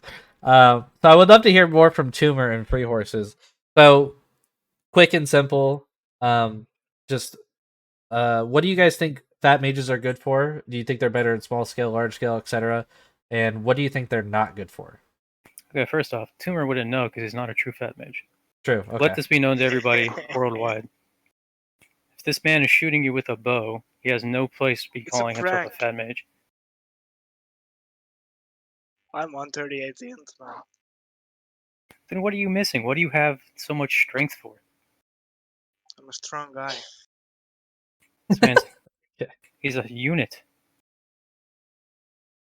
Half the Yeah, time man, I I see think- this man, he doesn't have a chest piece on because he don't know how to use his mana properly. No, I just go bare chested. That's strong, man. This man uses a bow. He doesn't have a chest piece. He's a disgrace. Pathetic. I'm sorry, what was the question? What are fat mages good at, and what are they bad at, in your opinion? They're good at literally everything. Yeah, I agree. Why does no one play them? Because they're bad. Can we get an actual answer? Jesus Christ. From one of you. I don't even care who. Like, Like, Blitzin, mhm. I have a bone to pick with you with Of the course. fucking MA shit. Yeah, alright, so tell me how Like- you beat MAs. Well, with the introduction of horse armor, how could you not? Like, Because you they just don't shoot my horse? What do you mean? put a shield on your back. You negate all the damage. Doesn't still get negate interrupted. spell interrupt. Yeah, like doesn't. See, she this still man get doesn't interrupted. even belong here. What are you doing? You're not a fat mage. You don't even know about interruptions. Yeah. Well, I don't care if you guys just can't do it, man. Okay, so how long? What's a Thunderlast cast time normally without being a fat mage? 60. What? Wait, what was the question? The I'm too cast worked out time. from him. How long does it take you to cast a Thunderlash? Is it Man, 3 I don't seconds? 2.5, something like that, right? Jesus, you guys fucking suck. You guys aren't even mages, Metric, I bro. don't know metric. I Jeez, think do I it's- belong in the fucking game? Like, what is wrong with you I idiots? think it's 2.7 seconds. Okay, on a it's mount. 2.7 on foot. So Five- it takes 5.4, 5.4 seconds for you to cast one spell unmounted while going in a straight line. This guy could probably shoot you 2 to 3 times if he's on your ass as an MA. I don't understand how you successfully get cast off. And this is just one cast. And he's probably an MA. He's probably hitting you for around somewhere by 40-50 range because unless you're Tumor, you're not wearing fucking steel armor. So I don't really understand. Huh? You don't need steel. I've seen you in steel armor though, correct? As a fat No. mage? No? You don't you wear heavy armor though, right? I used to. Okay, why don't Did you wear heavy they- armor anymore? I think they nerfed it this I patch, want more didn't they? points. He doesn't care about the mana region. He wants more points apparently. So again, you haven't really explained how you beat MAs. So Listen, I'm waiting on You this get part. off your horse and you circle around your horse with the armor. If it's a true MA, they're not going to have a sword or whatever. So you get off your horse, and then you cast on their horse, you kill their horse, and you leave. So is this your real answer or your meme answer? trying to gaslight me? No, I'm legitimately asking. Is this your real answer or your meme answer? Yes. Well, it Okay. depends on. So okay, if this is your real answer, so in order to beat a mounted archer as a fat mage, you have to dismount, which is Okay, what listen. makes you a fat mage, is being mounted like properly. If he's bad, you can kind of strafe. All right, listen. It depends on the circumstance. If I'm in an open field and he is missing me if I'm going in a straight line, I'm just. Okay, welcome back. Keep going. If I'm going in a straight line and he's missing me, then I'm going to be casting stuff because he's proven to me that he's not good. But if he's pegging me, I'm going to get off my horse. I'm going to stand right next to my horse, and then I'm going to cast Fulmination, and then I'm going to kill his horse and leave. But you didn't win the fight. Of course, I won the fight. I'm alive. If I wanted to, I could go back and kill him. I'm But generally losing brain speaking, cells from talking about mages at this point. I mean, Guys, you don't win the fight just because you live. That's not winning a fight. You didn't get anything from this fight. And speaking you as probably a- I mean, I don't see how he doesn't kill your horse. I mean, maybe you kill his horse, sure, but I don't see how you don't kill your horse lives. I mean, to be honest. That's as 'cause I an can outkill MA, my if you horse. dismount, I'll kill your horse first before I do anything else. Like, I don't want you to run. Like, you know. Kellogg's, maybe I will come on your part so we can have a real discussion, please, dude. Wait, I'm confused then, Fierce. Do you think that fat mages beat MAs like more often than not, or are you under the impression that MAs beat fat mages? Depending on the terrain. All right, listen. Generally speaking, an MA is my direct counter, which it Yeah. should be. Right. Okay. Then yes, we're on the same page. So Tumor is under the impression that it is not your counter. So this is kind It of what might be your counter, but like I get like people telling me that it's like impossible to win. Like it's not. It's really like it's not impossible. I don't think it's impossible to win because if you fight a bad player, yes, you could win. I'm talking about like the average MA player. If they don't miss every fucking shot, then yes, they have a very easy chance to kill you as a fat mage. Unless you do what FreeHorses said, and I've said this before in the past, that in some fights, I'll just dismount as a fat mage because I can get off way bigger nukes by just not having that double cast time and not having to travel in the same direction for 6 seconds. I've said this multiple times on different podcasts. So if you're having to dismount to fight an MA, then yes, I think it is your counter. I mean, I think that's kind of no-brainer because as a fat mage, you're supposed to be on a mount. You're not supposed to be running around. Like that's not how the build is intended to be played because you listen. move so slowly. But If I could EQ, then I wouldn't be even having this conversation. True.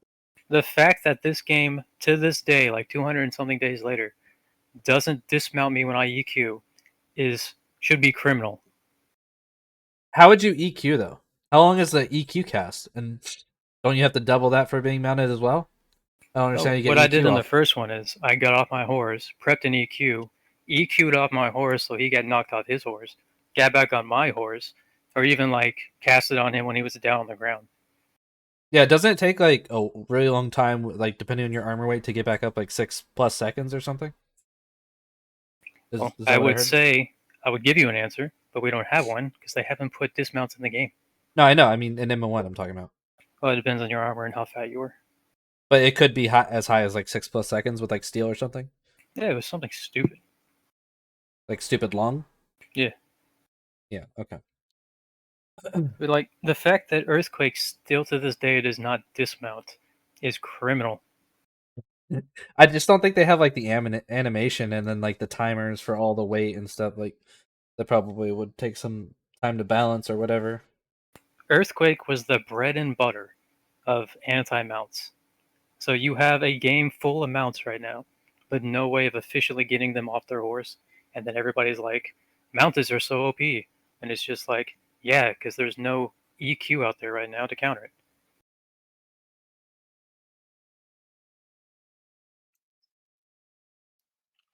No, you just.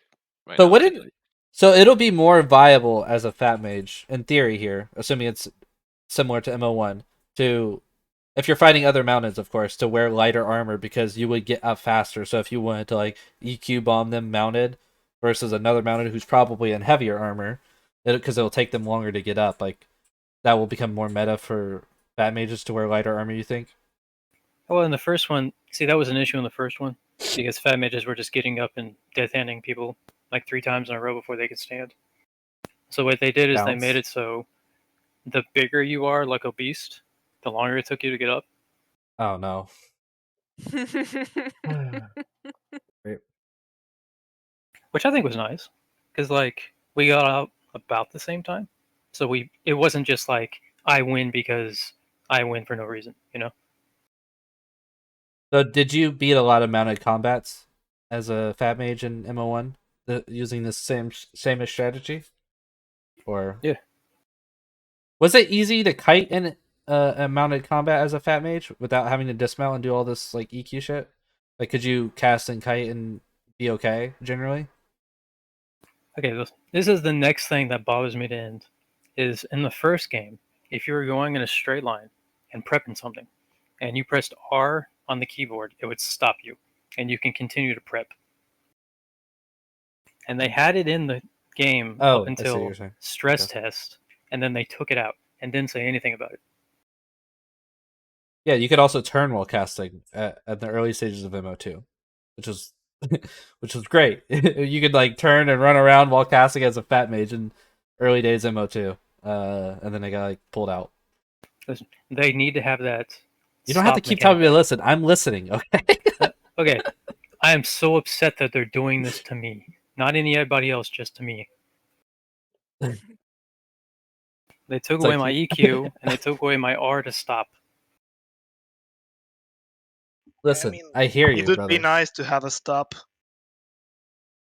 like give something to the class, you know. It was so balanced too, because if you stopped, you were just stopped. You couldn't move. Yeah. And then like it was a trade-off between you not going careening off a cliff and you being stopped in the middle of a group. No, it was so balanced. Yeah, I think they should have a stop. It's so annoying to like if you're especially when like you're a fat mage and it's like somehow a 1v1 situation. You're trying to kill someone on foot. And like they go to hit you, so you have to turn, so you start prepping, and then they immediately just start running the other way. And now you're going off in this direction for like 6 seconds, and they're going the opposite direction for 6 seconds, and then you have to turn around, catch back up, and they already like popped a bandy and like got off a heal and shit and this stuff. It's so annoying. Like if you don't play Fat Mage, you don't understand how bad it is to not have some sort of stop or to not be able to turn while casting. It's really bad, man. It's a struggle for sure. Hold on. Someone, Sir Virtue says, I keep saying Mage would be viable if we could run, not sprint, while charging at 2x the spell time, and that would not be OP. It would give us a chance to dodge arrows and give us a slight distance from foot fighters. Everyone sprinting can catch up to you still. It's not overpowered. Listen, tell that man to hush his mouth. And that's like the one reason why I don't play mage in this game. Like in most games I end up playing some kind of mage, but in this one I just can't stand the fact that you have to sit there for that long cast time, like 2.7 seconds. That's like an eternity in a PvP situation. Yeah, well, so can you guys explain, so get someone in here who knows more about it, explain Death Hands to the people who don't know? That comes with Necromancy? Necromancy, the entire school, you can run while casting. But you don't decide, like normally, okay, so Ecumenical, you prep something and you have it with you, and then after that you decide when to cast it, right? All of Necromancy didn't have that. It was basically just all a mental projectile that you could also move. So Death Hand hit for about the same, a little bit less than Fulmination, but it also healed you for a certain amount of the HP you dealt. But you can run with it. It was super short range. You couldn't control the time that it went off. It was a set amount of time, and it was an amazing short range mage spell. Nice. So, but yeah, you could turn and stuff while casting it. So you could chase down people. I mean, you could turn and cast while on a mount too with Death Hands, correct? Yeah, but you would never do that. It's too short. Well, if you're chasing someone down on foot or just finishing him, maybe. But I don't think you understand the range. It was like you had to touch him. Oh, okay. Sorry. Well, maybe not then. Interesting. So there's no other spells like that in Necromancy? Like any other damage dealing spells you could turn while casting or anything, or I mean, you could turn. So the entire necromancy school you could move while casting. but what are I don't know what the other spells are. What Yeah, are so some there of the was other a spells? poison cloud that poisoned like a huge area. So anybody entering that took like 5 ticks of damage or whatever it was.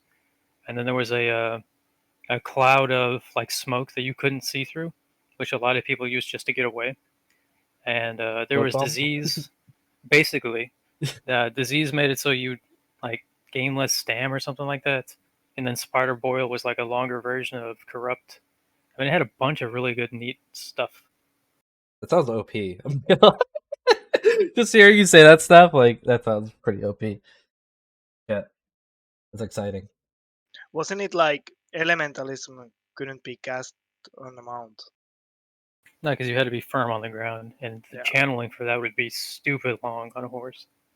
Yeah, I've seen some crazy ass shit from elementalism. Wasn't there like giant domes you could make and like you Oh, could yeah, you change could the create weather, shoot like boulders. hailstorms and like literal meteors. Jesus Christ. There was a thunder globe that you controlled with your mouse after you launched it. Which class are you looking forward to the most? Ecumenical. You're disgusting. Don't ever talk to me again. What about you, Tumor? What school are you looking forward to the most? Well, I like EQ, but maybe staff magic. So, can you tell us anything about staff magic? No. Oh, god damn it! I talked to the other kid. All right, FreeHorses, tell us about staff magic. There is no staff magic. It's a lie. It has never existed. Oh, okay. I mean, he was The saying like you would. concept sounds cool. He was saying like it was going to be somewhat similar to like how Death Knights works, where you had to put a lot of time and effort and gold into this staff, and like you could use it to parry and stuff while casting. So that would be great from like a Dex Mage point of view, being able to parry and cast at the same time. Um, and then he said like when you died, like it would like come with you or something, like you wouldn't lose it. Is that what he said about staff magic? I believe. Anytime Henrik ever says anything relating to Death Knights, I get super worried. Well, he didn't actually say Death Knights. I'm paraphrasing that part. I'm saying like where Death Knights took a lot of time and investment and blah blah blah to make it powerful. That would be the same for staff magic, where you would spend X amount of time before combat to make it like this really like great weapon or tool to use in PvP. And then if you put all this extra prep time into it, then it would be really, really powerful in PvP. Like it would enhance Cool. like your damage on your spells or heals or whatever is what he was If saying. I kill you and you don't drop it, I'm going to be upset. I don't drop my spell book. Yeah, but if you put all this time into making a physical thing that you can parry with, Dude, you know how long it takes me to farm a piece of gold to get that spell book? no, I'm talking about the staff. I know. I'm just comparing it to the spell book for no reason. Why are you such a goober? I'm a goofy goober. Oh my God. What about illusionism? What did that have?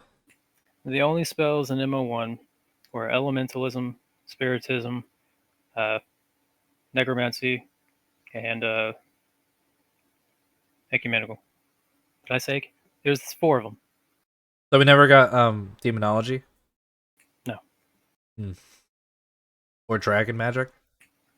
Definitely not. There was no dragon in MO1.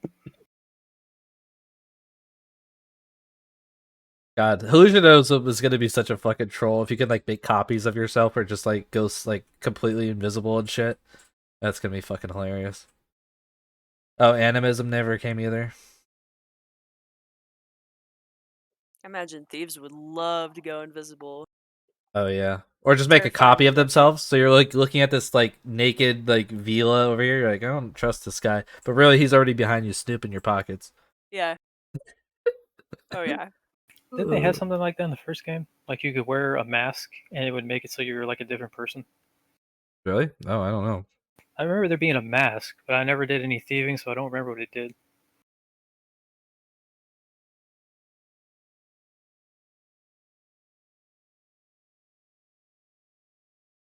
Lashaniqua said, no, the mask was trash.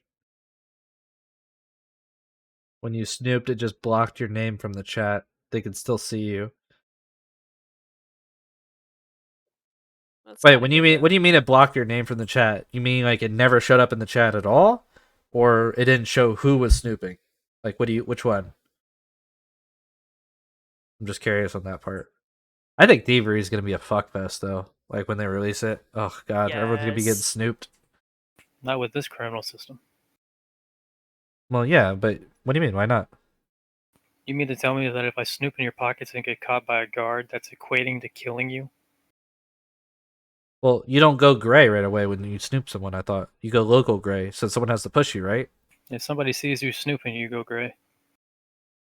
So what people would do is they would target known thieves and look up in the air, so that you would technically be targeting them, but you could also see them.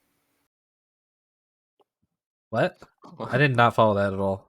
Well, if you hover over someone's name, then it pops up. That's what I'm assuming you mean, FreeHorses. Like that health bar of that person is still on your screen even if you look away from them, like physically. Yeah. Yeah. Oh, I never remember it working that way. I thought you had to push them. So their flag would physically change on your screen. It would like flicker. And then you knew to push them, or what do you mean? Well, okay, this guy in the chat would know better, but from my understanding, it was if I was looking at you, you turn gray. I'm confused. Shaniqua, did all they have to do was target you, or did they actually still have to push you to make you go actual gray, like criminal? So he's saying hidden gray. So I'm pretty sure you would still have to push them. Yeah, target me to get me hidden gray. So they would still have to push him or something to make him go gray. Okay, it's been a couple of years. Yeah, I always heard you had to push him, so I just spurted him. I don't know. I think it's balanced how it is for as far as thievery is concerned. Like you would still have to push them, and then they would lose a rep at that point, which makes sense to me. So I still don't think you should be the whole rep system is busted. in what way? Explain yourself, young man. If I catch you thieving, that's equate to killing you. If I see you outside gray, no matter what you did, that's equate to killing somebody. Well, I understand why you would lose rep if you're doing a criminal action, right? Like, why would the guards want you in their town? But by your logic, you should lose more rep for killing someone. Listen, I have a whole system worked out. I figured this out. Have rep on 100 scale. So if you kill a riser, you get 100 rep. If you get caught snooping, you lose 10 rep. If you get caught stealing something, you lose 25 rep. If you want to bring in heads from a riser, you get more rep that way. Wait, how do If you you get murder more than somebody- 100? What do you mean? So currently, it's if you have one rep, it's one kill or one criminal action or anything, right? Sure. If you increase that to 100 and subdivide things based on what you did, then it becomes less. No, I get that, So- but you said killing a riser 100 rep, and then you said bringing a head, you get more rep. Or do you just mean additional, like 25 more rep for the head or something?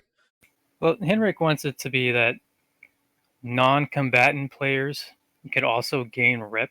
So, like the thieves don't have to go out there and kill risers or whatever. Mhm. So he's saying that you can give the heads to somebody to get rep that way, Like sell the heads for rep? or whatever it is. Okay, that makes like- sense.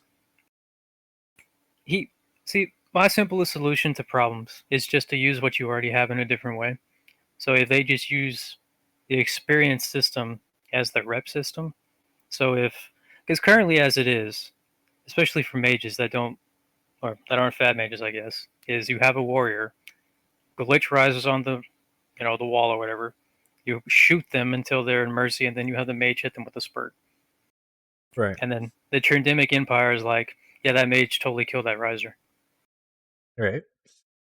It's a busted system. How they should work, at least how I think, is the same way EXP works, which is the amount of damage you do is the amount of rep you get.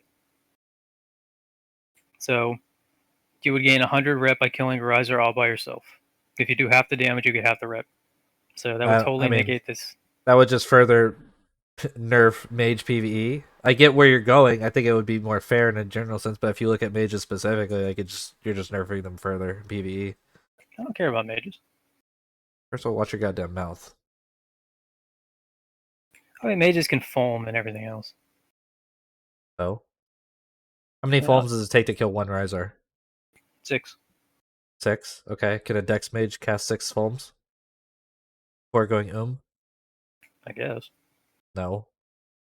How much mana does a I think a baseline Fulm takes Dex 30 mana, right? They do. So it's 180 mana. I don't think Dex Mages even get that much. A Fat Mage does. Fat Mage gets up to like 250 or something, right? But I don't think a I Dex only Mage care does. about that. I don't care about the peasants. Oh my god, you're pathetic, dude. You guys gonna like kiss after you're done fighting? I don't know, dude. I Maybe. No, think Mom you and Dad are should. fighting. Yeah. Yeah, Fulm doesn't do shit to a Riser, and I'm pretty sure it's more than 6 too, by the way. I mean, it's 6 for me. If they Yeah, didn't, if a Riser has 600 HP, my Fulms do like 60 to 80 damage as a Dex Mage. I can't really remember. Yeah, that's you need like 10 plus. I tried to farm Risers back in the day with EQs. That did not end well either. see, the thing is though, if you have a bigger system, like a more pointed system, you can have different things worth different amounts of rep. So it doesn't just have to be risers. You can kill a bandit or a scoundrel, and then you can get rep that way, based off a certain amount of, you know. The problem is right now is rep is either it's always a unit of 1, which doesn't allow room for growth in the system. Because if you kill 1 riser, you get 1 rep. If you kill somebody, you lose 1 rep. If you go gray and a guard sees you, you lose 1 rep. No, I agree. I think what you said on the system, as far as rep at least, was definitely good. It would be nice because like right now it's very simple, and that would just allow more options, more variation, and different crimes to be more severe or not severe. So I think that would be interesting for sure. See, what they did in the first game was they had something called prominence. And what you can do to earn prominence is you can go to somebody and trade in certain things, and that would be worth a certain amount of prominence. So I would like that system to come back for MO2 in terms of rep. So in the first game, if you had a bunch of white opals from mining, you didn't want to sell them because they only sold for like 1 or 2 silver. You traded them for prominence, and you got like 5 prominence. And you could totally do that with a rep system if it had more, like a higher value. So Hendrick's whole thing right now is non-combatant players can't earn rep because you have to go and kill something to earn rep. But if you had a system like the first game and just you give in a certain amount of things to a certain person, you gain rep that way. I don't. Why do you keep saying non-combat characters? How I does mean, that? I How does have that no apply to idea. MO2 versus MO1?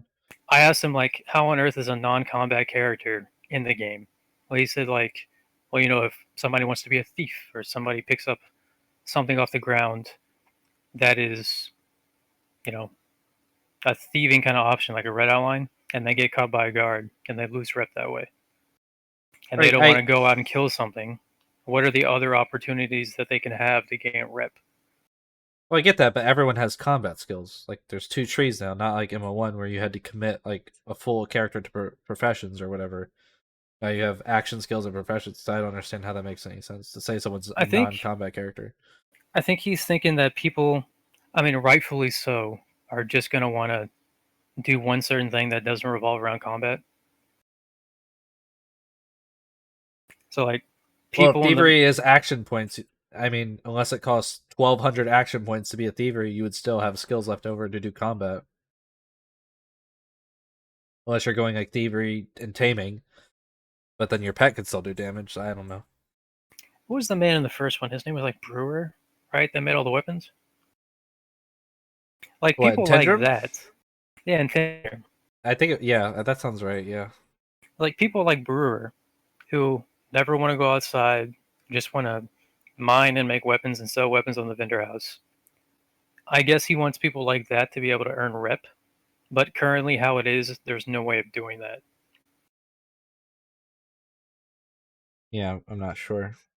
I still don't know why bandits don't give rep either. Because if you could have 1 rep for a bandit, why would you ever go and kill risers? Yeah, I guess that's true. This system is not. Well, they could just give you less of a chance to get the rep, but yeah, I see what you're saying. It could be like a third of the chance, like because risers aren't guaranteed rep either. Yeah, it's like it's if like it was it's a dice roll or whatever.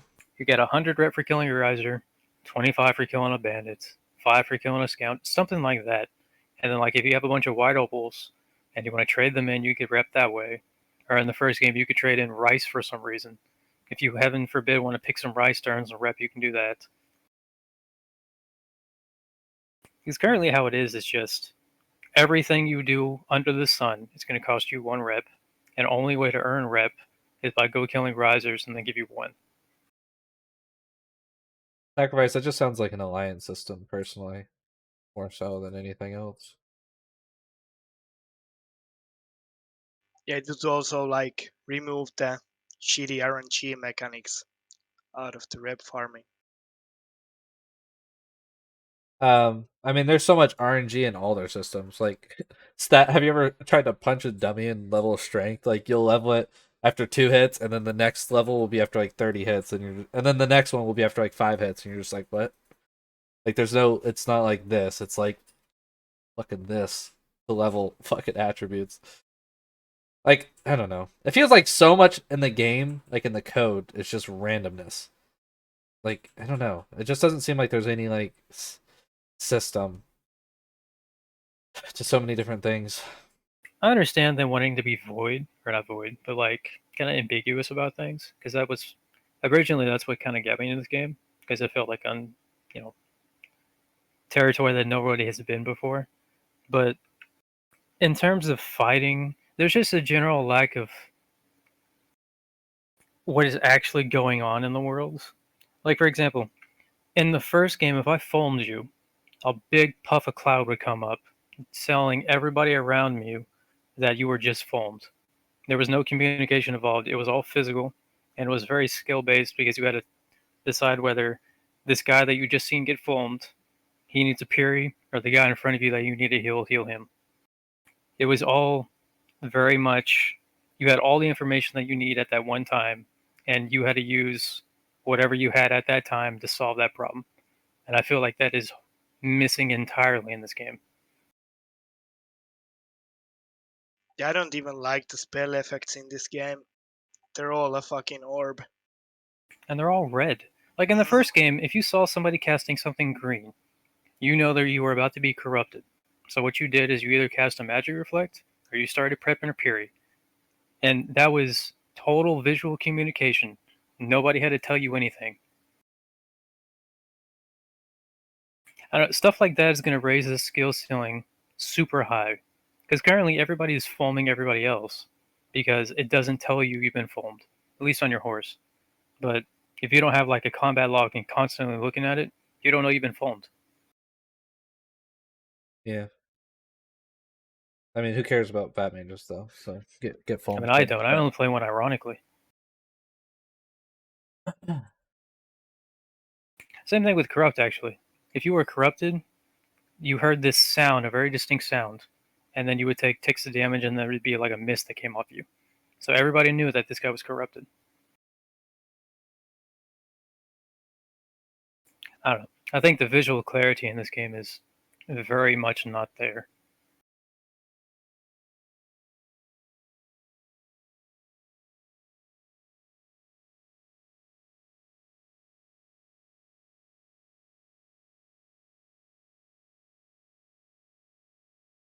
Yeah, I mean, I hope they end up removing killing, like just killing something and getting the rep right there. I hope that it comes to be that you have to turn in the heads to get rep.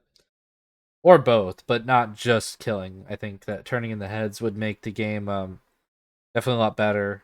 And like, I don't know, it would just be nice like if you have to like go all the way back and then turn the heads, because it would incentivize people to go out and camp the Rhizar camps even more, because if they got all your heads, well then they just get all this free rep, or however much it was, if it wasn't even like 1 full rep per head or whatever it was. But I think that system would be cool. I would really like for you to get a very small amount of rep initially just by killing the thing, and then an additional rep based on the heads. So you would have to weigh between, do I want to sell these heads and get gold, or do I want to turn in these heads and get more rep? Sure. It would give more value to the heads as well too, than just whatever 80 silver riser head or something. Can't remember what it is, to be honest. I think it's actually just a gold piece, isn't it? Straight up 1 gold for riser head. I thought it was ears. No, ears are like 25 silver or something. Yeah, the gold head is 1 gold, I think. They're also pretty heavy. Mm-hmm. They're not doing any more to East Ecumenical. Well, we still have dismount on Earthquake. Oh yeah, what do you guys think about the fucking added reagent to Earthquake now too? I can't tell you on stream. I'm not even a mage, and I feel sorry for the mages. Yeah, nobody even used fucking Earthquake, and they just decided to like nerf it and add this like random fucking mining reagent. It's to kind it. of weird that they don't like add anything to the spell, just add more regions to it. Yeah, So and it's like a pretty reagent. much like a useless spell anyway. So Isn't that the rough opal just like a random chance while mining to get too? no satyrs drop them too, but it's Oh, still satyrs? random. Okay. Oh great, now I gotta They get a fucking nerfed it satyr because temple. degenerates were going into banks and EQ bombing the banks. Yeah, but that's already been fixed with the rep loss on Gray, so I don't think they needed to add a fucking reagent to it as well. Well, they nerfed the spell that didn't even work to begin with. Yeah, the radius on EQ felt very like janky. Like very, very few times have I actually successfully got off an earthquake on more than like my own front line. Like I ended up usually hitting my front line more than their line. And it's just because the radius seems to be like smaller than I can even test. Like I'll go and test it on like some people standing away, and I'm like, okay, this is the distance, and then like I'll go try and use it in like a real time like fight, and it just I don't know if it's like ping difference or desync or something, but like I don't know. I never really end up hitting that many people with it, like most like 2 on average, but. And then like the scenario where it's even viable to use is it's a very small window because most people don't really like deathball or clump up so much that like an EQ is like viable, and then you have the time to actually cast it and then get to the front line and use it, which is also a big risk if you're a mage, of course. So I don't know. I don't think EQ is at all fucking overpowered. I don't think anyone really used it, and then it just randomly got nerfed before we EQ can was even the dismount. most balanced spell in this entire game. Yeah, I guess so because nobody used it. So. No, it's just it doesn't. Okay. Mm-hmm. EQ not dismounting has ruined this game. What? You just said it was balanced. I'm so confused. Were you memeing? It's balanced if I could mount it with it. Because the trade-off is huge for that. It was basically, I'm going to hurt myself to get you on the ground. And if I miss it, I'm on the ground and also hurt. It was perfectly balanced. And then... Is the range, in your opinion, and you probably haven't played too much with it, is the range as the same as MO1 with EQ? I think so, but prediction was really wonky in the first game. So you would have to, unless you used it a bunch in the first game, you really didn't know the range and prediction and everything else.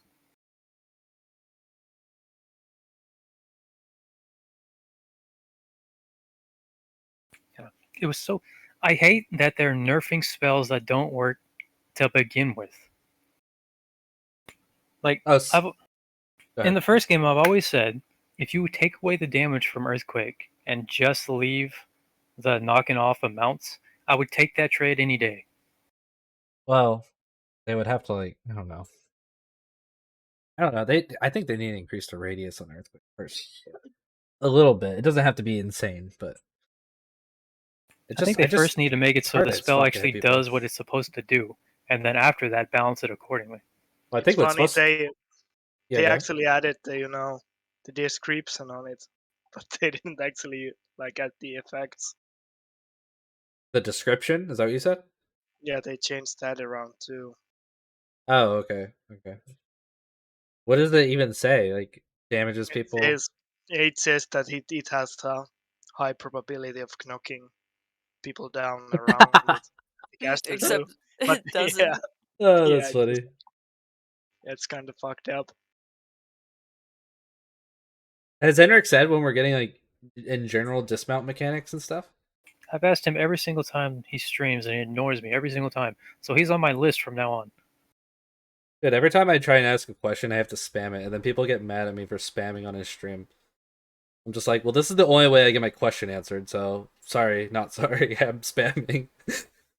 Yeah, it took like me and like one of my guildies, and then some other rando asking about like how taxes are going to be implemented, or if it's going to be implemented when keeps are in. And man, I would look at his face and I would see him reading through the chat and reading the questions, and then he just happened to skip over like all three of us asking that same question, and I'd look at his face like, "You motherfucker right there, I saw that, I Yeah, saw like that." analyzing his body Ignored. language and shit. Mm-hmm. Yeah, So I'm in the same boat. I do the same thing when I'm trying to ask a question. yeah, he eventually gave a diplomatic no, taxes and stuff aren't going to be in when keeps first make it in. So Yeah. in more words than that, but yeah. I figured there would it would have to come with like a TC patch because that's more of a TC feature, and then also like where would the taxes go currently? Like where does that money go? Does it go to like the guild leader's bank and what town? And there's no system for it. Like there's nothing to back it up. I wish it just be the would, but treasury. it's what treasury? There used to be an NPC connected to the keep called the treasurer, and every tax went to him. Oh, okay. I didn't know that. Is that the only NPC that comes with the keep, or did it come with a priest by default, or Did it come with a chaplain? No, I don't even remember. And how does that work? Could you like customize your priest to allow anyone to res there, or was it only guildies, or how does that work? Henrik says that you will be able to do that in an upcoming patch, but not on the roadmap that I'm aware of. But yes, you will be able to get a priest even for your home, not necessarily just your keep. And yeah, you can toggle the settings to like be able to res red players or gray players or only blue players, whatever you want. Well, Wait, but it's not specific to like guild or anything. Well, there used to be Nope. a guild priest. Doesn't have to be. And there It used to can be. Oh, There's like a guild priest, a red priest, and a blue priest. okay.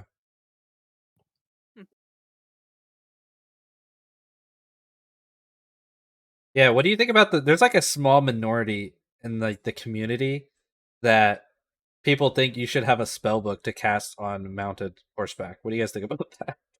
I do. It's called a spell book. Yeah. No, an additional book. Why? What does it mean? I don't know. Like hold it in your hands? Or Yeah, like a spell book you have to hold in your hands to be able to cast on mounted horseback.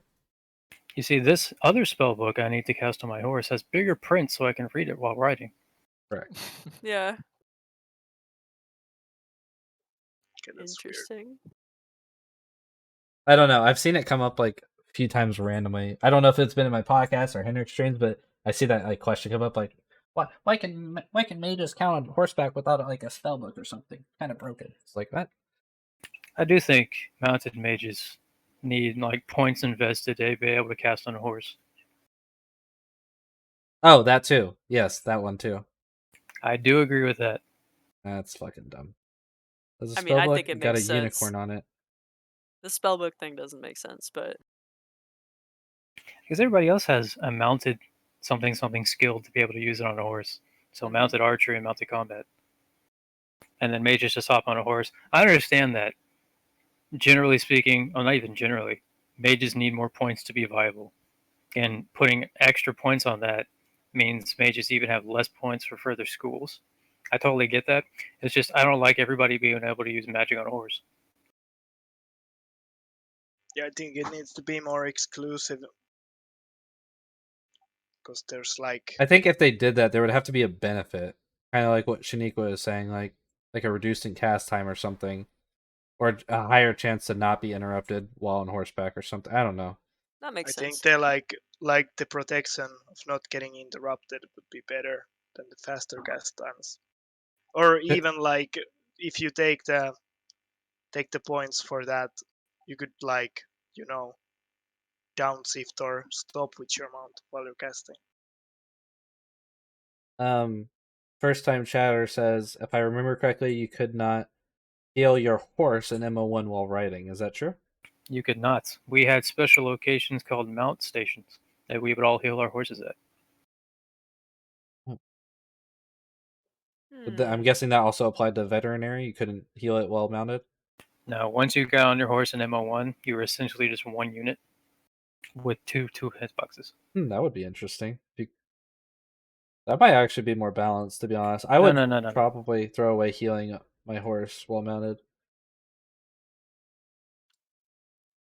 kind of hate, well, not hate it, but dislike the fact that hybrids can heal their Yeah, mounts, like the especially a hybrid. tribrids and all that Yeah, shit. hybrid MA is kind of, I mean, that's a bit too strong, right? Yeah, what do you give a shit? Strong, FreeHorse, you dismount to fight MAs anyways. because like mounteds are so strong right now is because there's no efficient way to get them off their horse.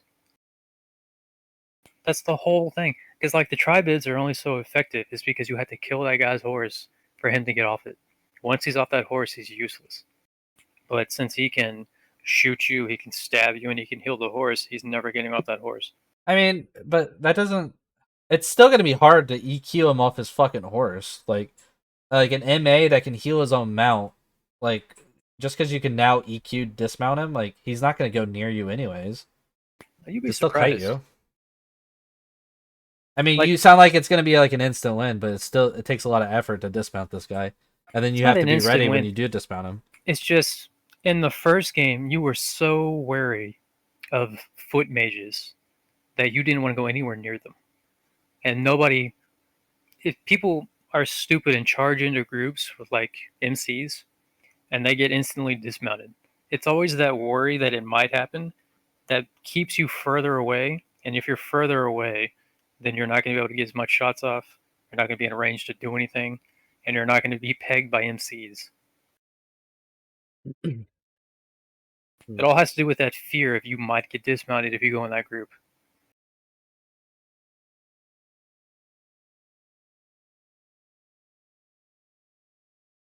And also, like, forest now, you're never going to be safe in a forest because the mage can just come up behind you and EQ you off the horse, and then you're dead. Yeah. I don't know. Like, if I go next to a foot group now on my mounted mage, I have no fear I'm ever going to get knocked out that horse. And that is a huge problem. I've been dismounted a bunch. I mean, of course, but like, generally speaking, you see it coming. Do you have a, what is it, balance? No, do you? Of course. I'm a loser. It's a must, man. I know. I think I've only been dismounted like once or twice ever, and I am an MA, and I do not have that knockback resistance. Yeah, I mean, the only time I've been dismounted is, I think, by heavy axe. I think, yeah. See, nobody's even afraid to get off their horse. No, you can't get people off their horse. We kill horses, I suppose, but yeah. I mean, that's a solution to another problem. Do you guys feel like fat mages are better in small scale or large scale? Either or. Yeah. I don't think there's like a specific scale that they're excelling at. I think they're good at everything. So long as they have someone with them, like by themselves, meh. At least that's what I've seen. How dare you? I mean, I'm just saying. FreeHorses gotta have is some currently a friends. solo guild. He doesn't have a guild, so he's just always solo. But he's gonna find a I've always been solo. Those kids are in GK. Oh, so fat mages don't do well in GK, is what you're saying? Fat mages do excellently well in GK if you can swim and abuse that mechanic. Of course you can swim, dude. Fat mage dolphin style is like my favorite fat mage style. It's like you're like a nuke submarine, you know? You just pop up, you fucking just like nuke the fuck out of somebody. They try and fight you. Just kidding. Swimming away like a dolphin. I'm gonna call it now. As soon as you can stab underwater, 90% of the fat mages are going to be deleted. I'm just gonna reroll. Like Kutaro's fat duck characters of fat mage. That's the only reason he has that mage, is because nobody can attack him underwater. Man. Well, you can use ranged, but yeah. Hold on 1 second. I'm gonna hide my Discord for a second. Gotta check something. You guys can keep talking now. I'm just checking something. They can still hear you. I think really the question shouldn't be asked, are fat mages better small scale or big scale? Because they're good at everything. It depends on who I'm fighting, because if they have 2 hybrids, I'm not going to be able to kill them. Yeah. Because no matter what damage I do, they can out-heal it. if they have a Dex Mage, it's much harder to kill somebody because they can heal up the dude faster than I can do damage to him. And also, if they just Magic Reflect, then I'm done. So I don't think it's not the right question. The right question should be like who I'm versing versus how many I'm versing. Because if I'm killing like 4 Thursars, I can do that every day. If I'm killing like 2 hybrids, can't do that.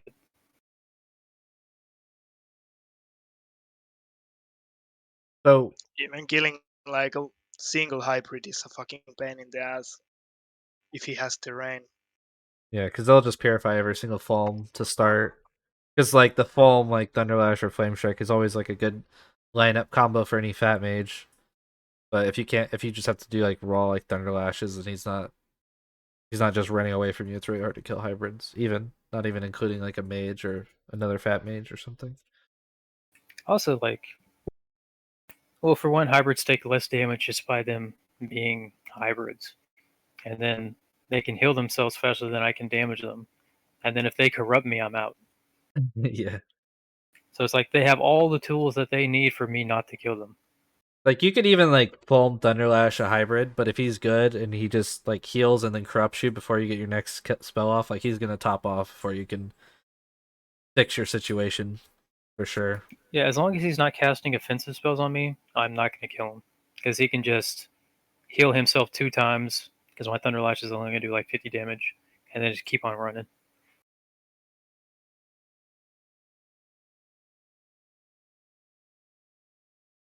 I do feel like a lot of confidence as a fat mage though.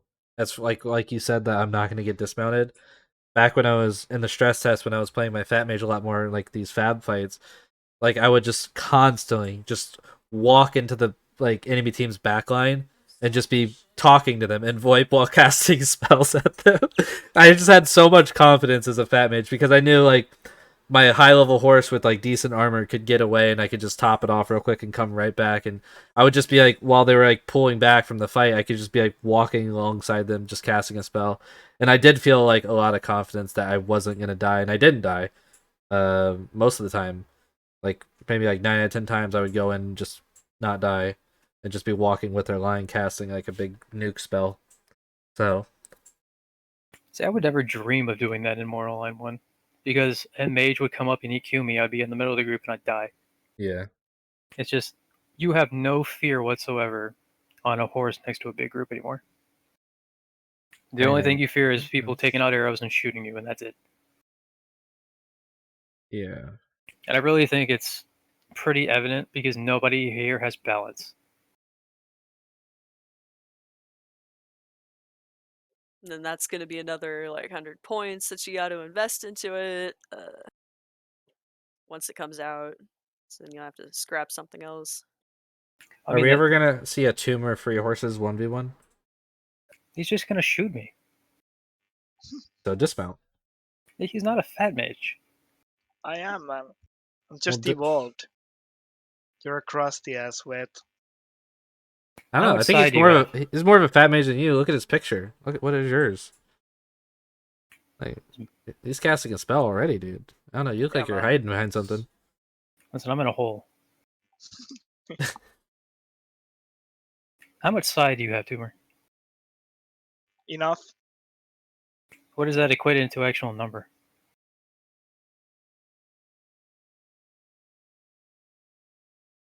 I'll wait. Let me drink, man. Like 40 something. And you have the boldness to show your face around here? Yeah.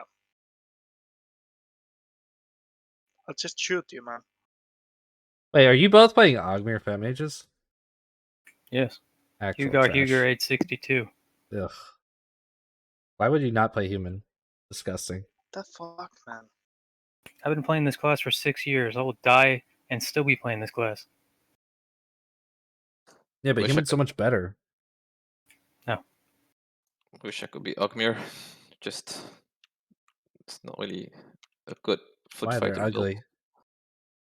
Nah, I like them. I like how they look. Kind of They're like pretty. You like ugly? yeah, the best looking class. They're just like Just not a bit- crusty and ugh. Just not very viable MA foot fighter mix.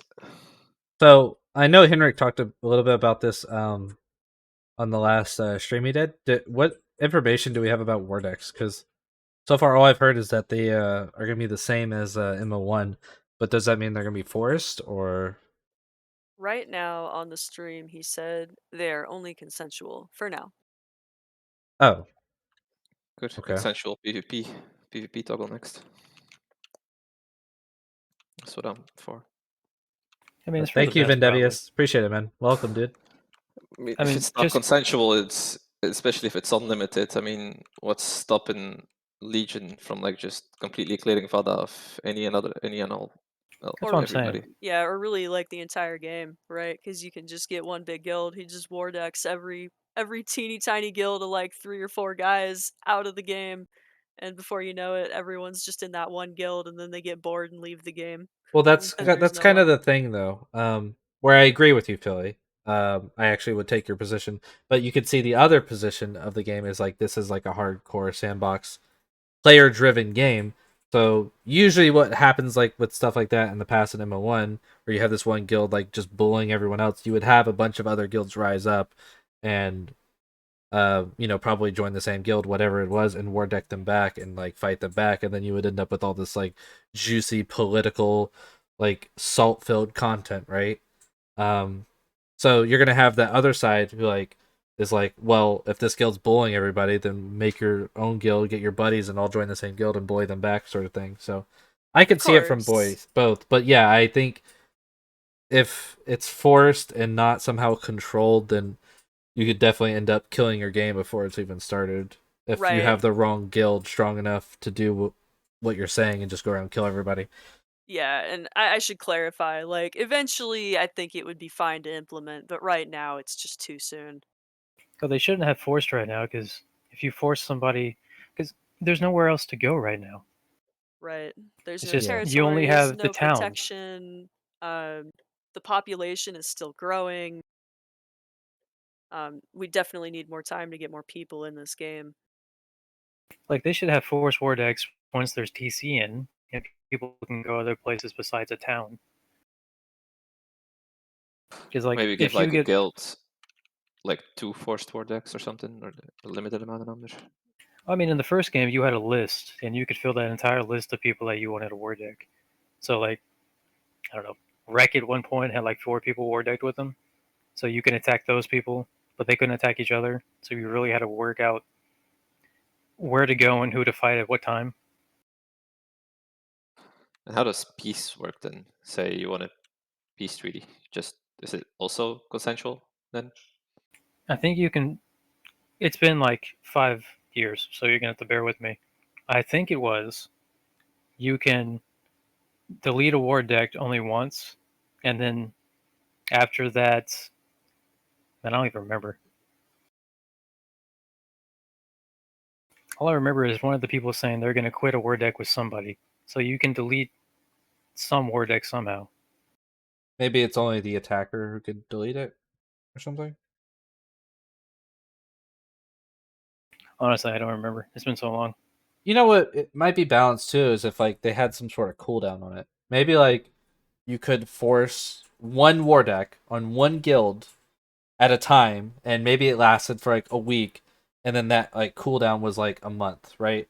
So you couldn't just keep refreshing it, and it's just like your war deck forever. But maybe like for that 1 week, you could extremely punish one guild, and you could either force everyone to quit that guild, and then you kind of win in a political sense, and you could flaunt that, or like this guild just they have to stay in the guild and they just have to take it. You know what I mean? So I could see that maybe being a thing, without like completely destroying the game, because if that guild like was destroyed or quit or whatever, then it's not like they can just go war deck another guild, like it's on cooldown for X amount of time. So that would be pretty interesting. I mean, what they did in the first game is basically just they were sub guilds, and if you didn't want to be in the war deck, you just joined a sub guild. And if you wanted to fight, you would join the war deck guild. So people would just not really hide, but kind of between the different guilds that didn't want to fight. So really, it just created a group of people that were fighting each other consensually because they were opting into that system. Yeah, I understand that, but I don't know. It kind of defeats the whole point of a war deck, in my opinion, if it's 100% consensual. Like, I Yeah, think war decks, it's kind of, I mean, it's anti-griefer, but it's also like forcing a political situation in a political game, right? Like, if you just have like two guilds who absolutely hate each other, talk shit to each other, and then one guild's constantly hiding in the town where the other guild wants to fight, but there's nothing they could do. I think that's where the war deck steps in. It's like, listen, now we're gonna fight you in the fucking town. Like, step up or leave, sort of thing, right? I think that's the intent behind it. Whether this other guild's a griefer or if they just dislike each other in general, I think that the war deck kind of solves that issue of like who actually controls this town or whatever. I mean, that's what the game's based around. It's based around like territory control. That's the end game. Whether you're a PvE player and want to admit it or not, like the game is PvP based and territory control is in game. Who's this? Who let this clown in here? Oh no! Oh no, dude! Don't make me do it. I gotta Welcome. kick him. I don't know who this is. We're That not was the La Shaniqua. Shaniqua. Yeah. Hold on one second. I'm gonna move us.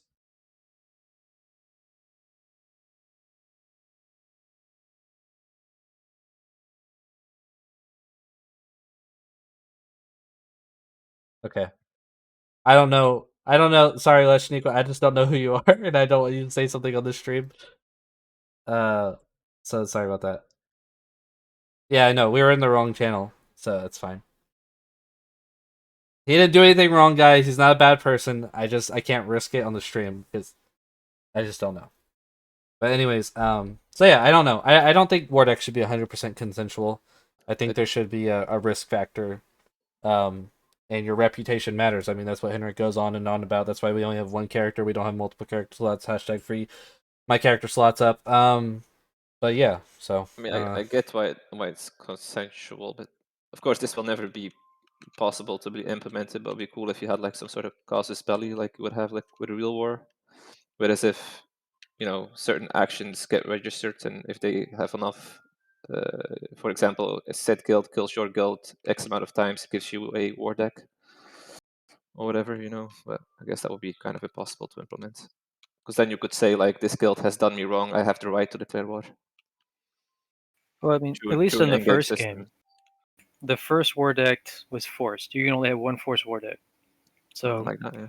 if you wanted a war deck like, if it's a bad example, but if Miscreants wanted a war deck Kodo, and they really wanted to do that, they could. And then everybody after that, you had to agree.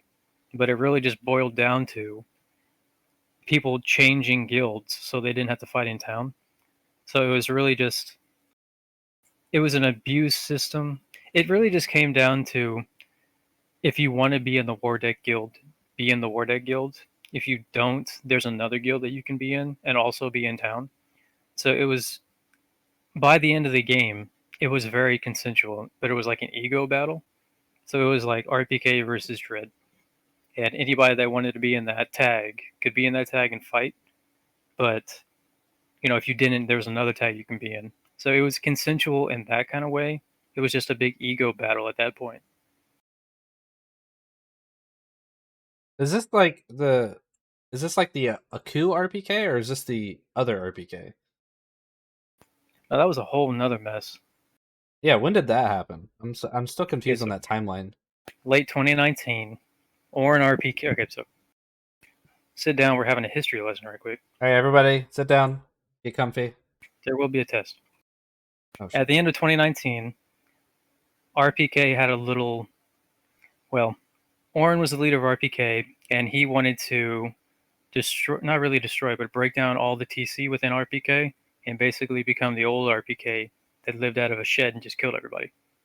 He didn't like, he didn't like owning everything and blocking everything off and everything like that. So Aku wanted to break everything down and, just be at the old RPK that just killed people out of a shed. And Oren did not like this, so he branched off and everybody left with Oren. So it became Oren PK and just RPK. So Oren wanted to destroy everything.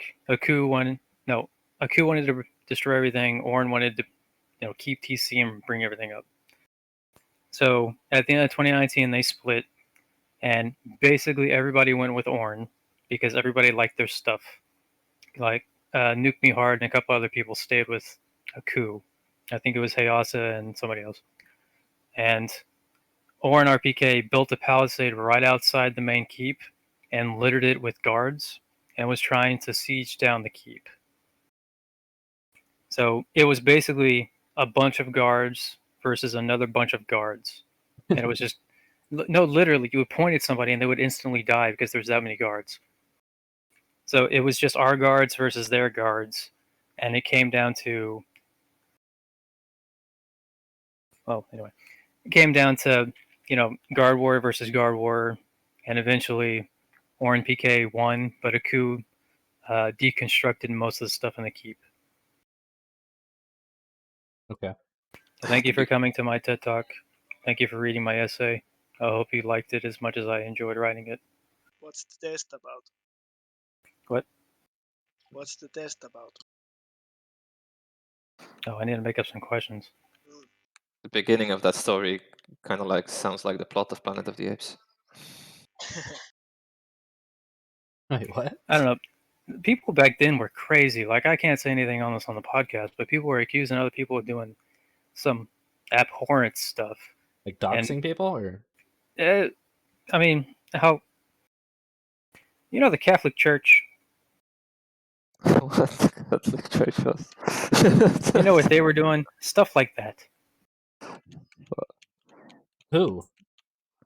What? CP? Listen, What? I don't know if you really want me to get into this. I mean, it's drama. Starts What's with a drama P. in chat? Type 1. You say it starts with a P? Yeah. I was not playing in 2019. I'm out of this one, boys. So they accuse Aku of being something that starts with a P. Oh shit. And was saying that... Is the P on a woman's body? Is the P what? On a woman's body? No. Oh, wait. I know what P you're talking. I'm just like, what? I got it. Okay. So they were accusing him of being that, and then they were saying that because we were fighting for him, we were endorsing that. Just stupid stuff like that. Okay. Weird. Yeah, I don't know. People get very sweaty in this game. They always did. I don't know why. People take this game too seriously even today. These pixels mean a lot to me, man.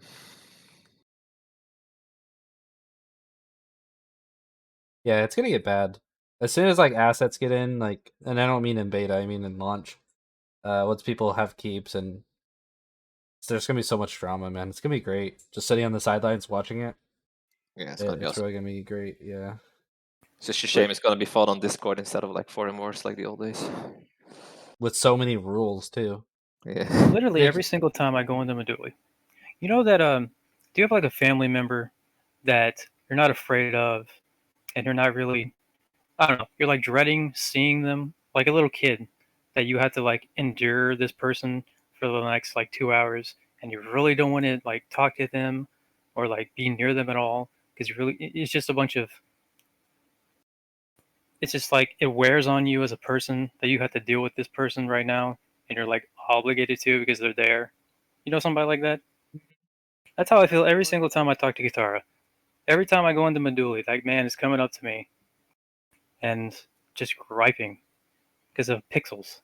And he's saying like, yeah, go ahead. It's like, we're going to siege your assets after launch and this, that, and everything. It's just like, go ahead. Do you guys even plan to own like a keep or anything? No, that's the whole point. Oh. It was like, go ahead. Weird. I saw a video of him. I don't know how recent this was. Probably weeks ago now.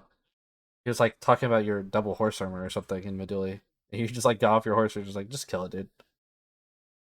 Because I'm dealing with a child every single time I go to Meduli. So it's just like, does this mean this much to you? Just kill the horse. I don't even care. And then they didn't even kill the horse. Hey, Putz, I'm here to watch Lady Noir waves. Wait, who's Lady Noir? Is that Philly? No. Confused by that one. I saw that person in the Twitch chat yesterday. Or not yesterday. There's someone named Lady Noir? On Twitch there is, for sure. Oh. At least I remember the Noir part. I know there's a character in the boys show called Black Noir, but other than that, I have no idea what that's a reference to. What was I gonna say? Fuck. It's noir like French for black, so it basically says black. Whatever. Oh, I didn't know that. I saw that video. Lady Noir is a player. Lady something anyway. Okay. Is that person in the stream? I still don't understand. But no, I hope they free up the Discord a bit. It's definitely like Germany circa fucking World War II in there. Sometimes it feels like can't say anything. Like you can't mention a specific fruit. You can't react. You can't even talk about people who are literally banned from the game. Why can you not talk about people who are banned from the game? They're banned from the game. Let me talk about them or why they're banned. Like it's so odd. It's so weird. You can't post the middle finger emoji. Yeah, didn't Victus get banned for posting the middle finger? Is that what he said? Yeah, we got like, I don't know, maybe a day's worth of like mute because of that. Oh my god, that's funny. I don't understand how they're so disconnected from the player base that they actively like can't cuss in more online Discord and that your game has full nudity. It's because Discord runs it and he like doesn't socialize with the community at all. Like there's just nothing there. Yeah, the other day I posted a screenshot, and I have nudity enabled, and it got deleted, and I was told you can only post pictures with nudity if you have it as a spoiler alert. Like, huh? But yeah, that legit happened. It's just legit yesterday. in their game. We can't post it in their Discord. I think it has more to do with Discord rules in general, though. Like community rules, maybe like Discord, the company has Discord, these rules. Yeah, Discord has shut Discord servers down for like mentioning CP, for example. Like, I mean, just that word alone is enough to shut a Discord server down. So I think it might have more to do with that. I don't know. Got muted for saying grape. What? Yeah, I don't know. It's definitely it's fucking weird. I will say, however, that anytime I needed something, Discord stepped up and actually did something for me when I needed it. He might not reach out and talk to a bunch of people, but if you actually need something, you have to go to Discord. He's got to be busy. Oh, for sure. I think he runs other Discords too. Is the problem.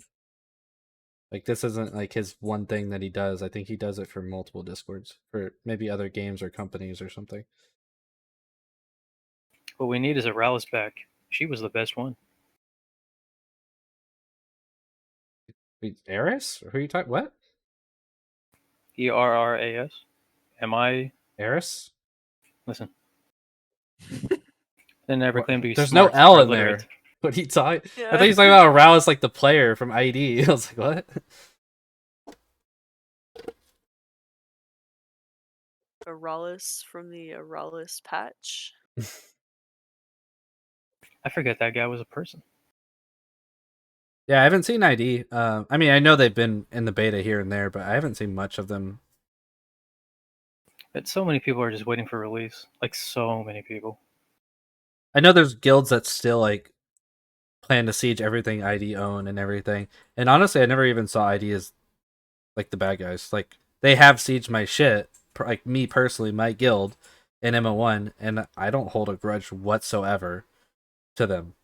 Like this literally happened like 6 years ago. Like, why would I carry it to MO2?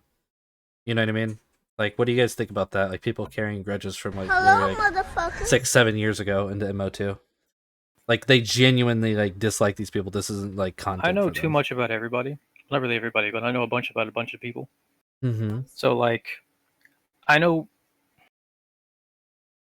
I'm trying to filter myself right now. I know about what people actually do in their lives, and based off that, I don't like them for that reason. But anything they do in game, I don't hold them for.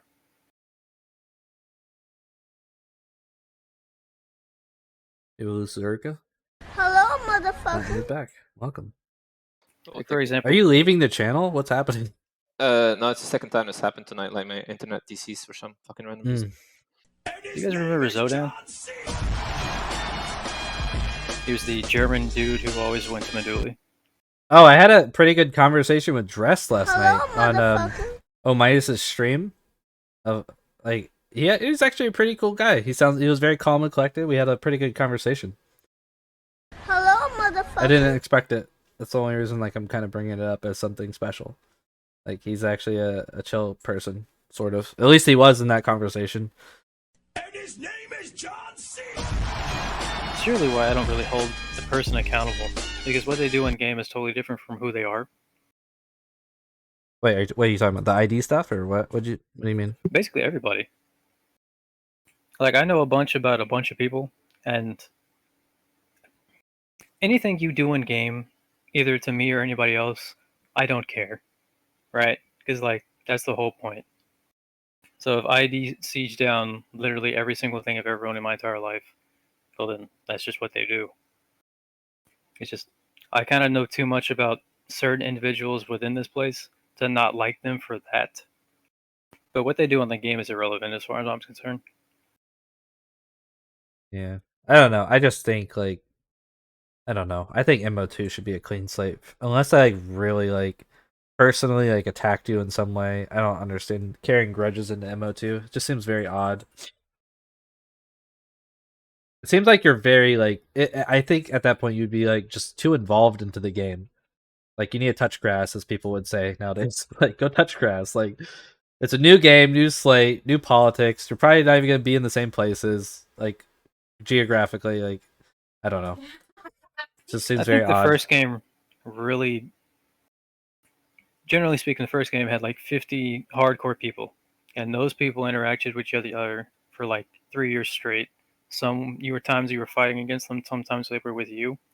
So like you got to know these people very intimately, and I think you can't really remove that, or I think some people can't really remove that, and that's why it's kind of spilling over to the second game, because these people that you spent the last 3 years of your life with, fighting with and against, are now in the second game, and you can't really just remove that. I don't know, whatever it is. You think you know like what they're gonna do, essentially. And it'd be Basically. weird to not take actions against what you're predicting that they will probably do. Which is to say, you don't necessarily have to hold grudges, but people often don't change over the years. Sometimes they do. Sometimes they can.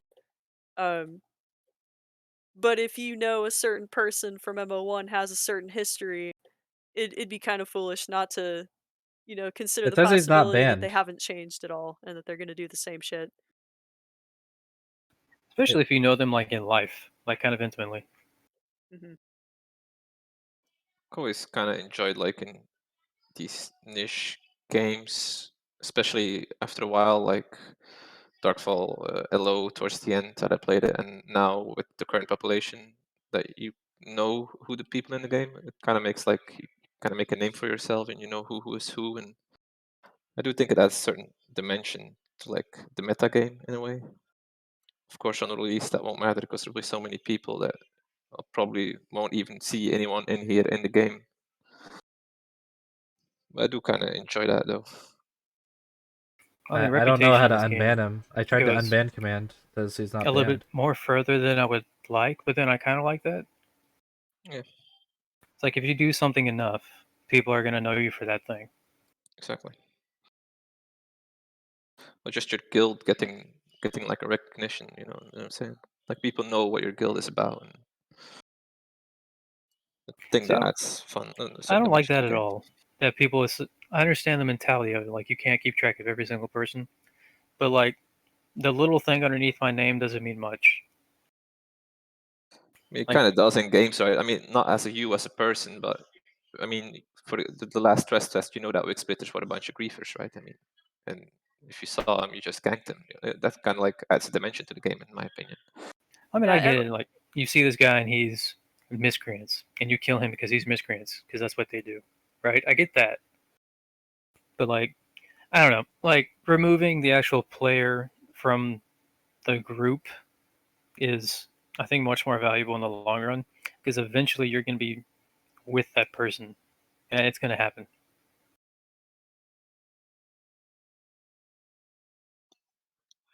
Yeah, but as a guild, you can't really hide the fact that there's a certain mentality behind your guild, right? I mean, even if you recruit, you tell the people what your guild is about, so you're looking for the people with the same kind of views on how the game should be played or whatever, you know. I mean, if you make Yeah. an RPK guild, you say in Alright. your guild recruitment to you, if you enjoy RPK, I just join unbanned us, every you know. single person in my stream that was Every guild banned, has its so own culture, right? he should be unbanned Exactly, now. yeah.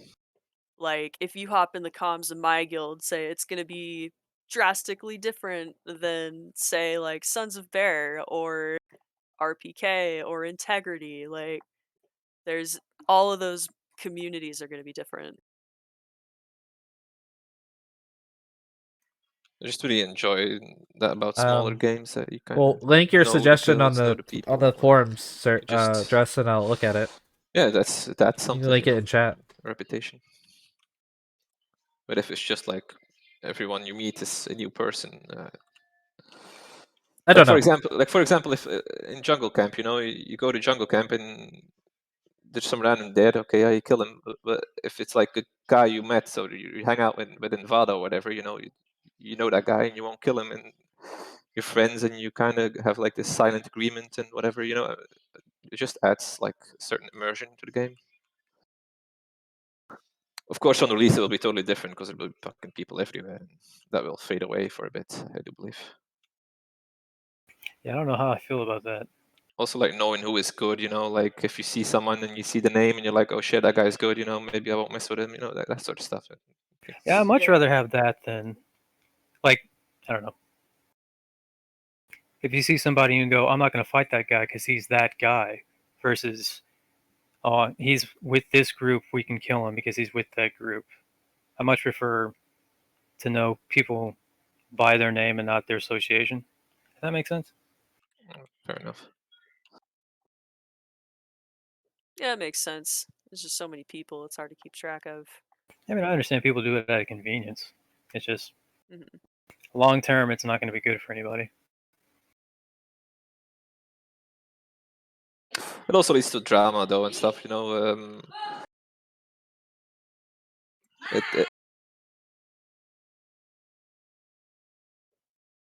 So Dress Well, is talking about. I know that for certain guilds, like if you come across them in the world, you can look at them and be like, "Oh, these guys are cool."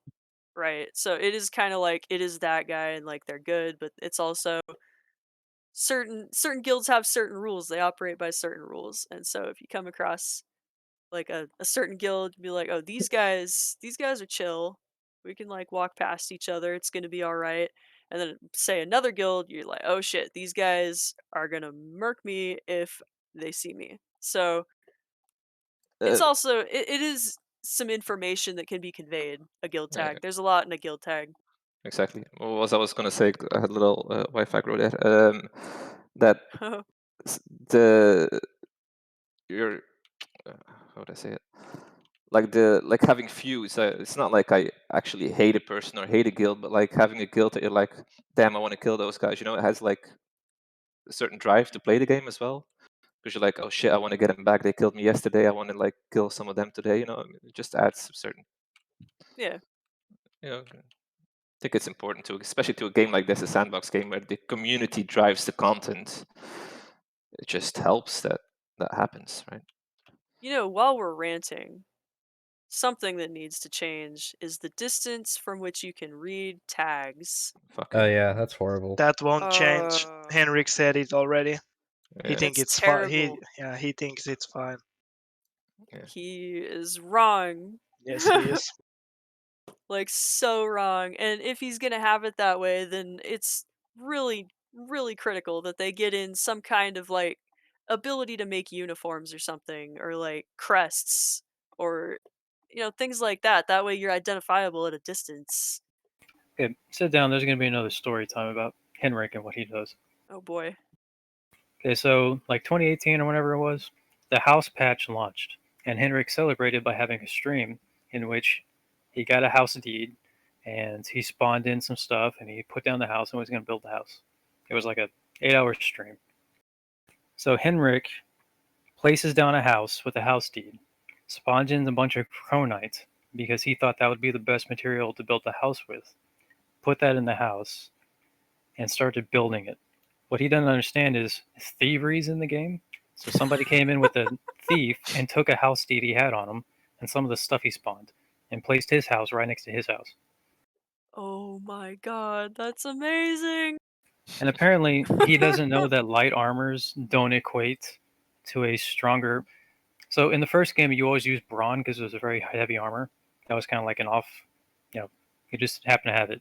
You would never use chronite because you would never get enough of it to build a house. But this man spawned in some chronite because he thought, well, chron's a nice armor or a nice metal. I should just use it to build my house. So this man spawned in chronite for building a house, which is terrible. And then he forgot thieving was in the game. I'm not throwing shade at him. I'm just throwing that he needs. I don't like telling him what to do, but play the game some more, maybe. Mhm. Because like he spawned in with 120 decks of Vila, and people killed him in his house because he thought that if you put him on a blacklist, because in your house you can have a blacklist, so anytime you enter, you turn gray. And I guess he thought that the people guarding him would kill that guy, but they didn't. So he was just making a list for no reason. So somebody stole his deeds, somebody stole the stuff he spawned in.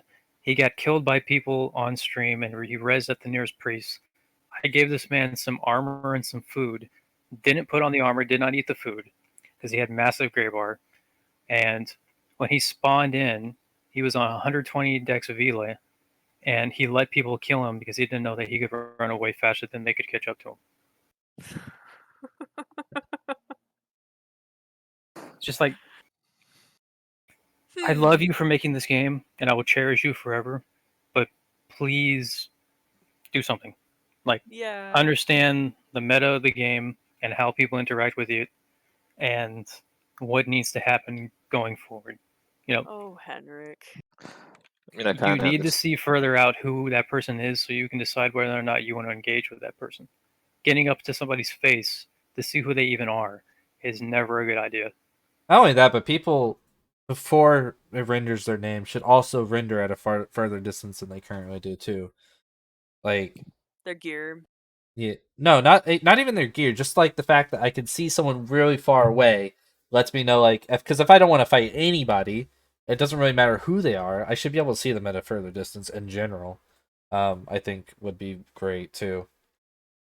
But the names also do need to be increased. I agree for sure. It's really annoying trying to like walk up to someone and like they're like 5 horse lengths in front of me before I even know who it is.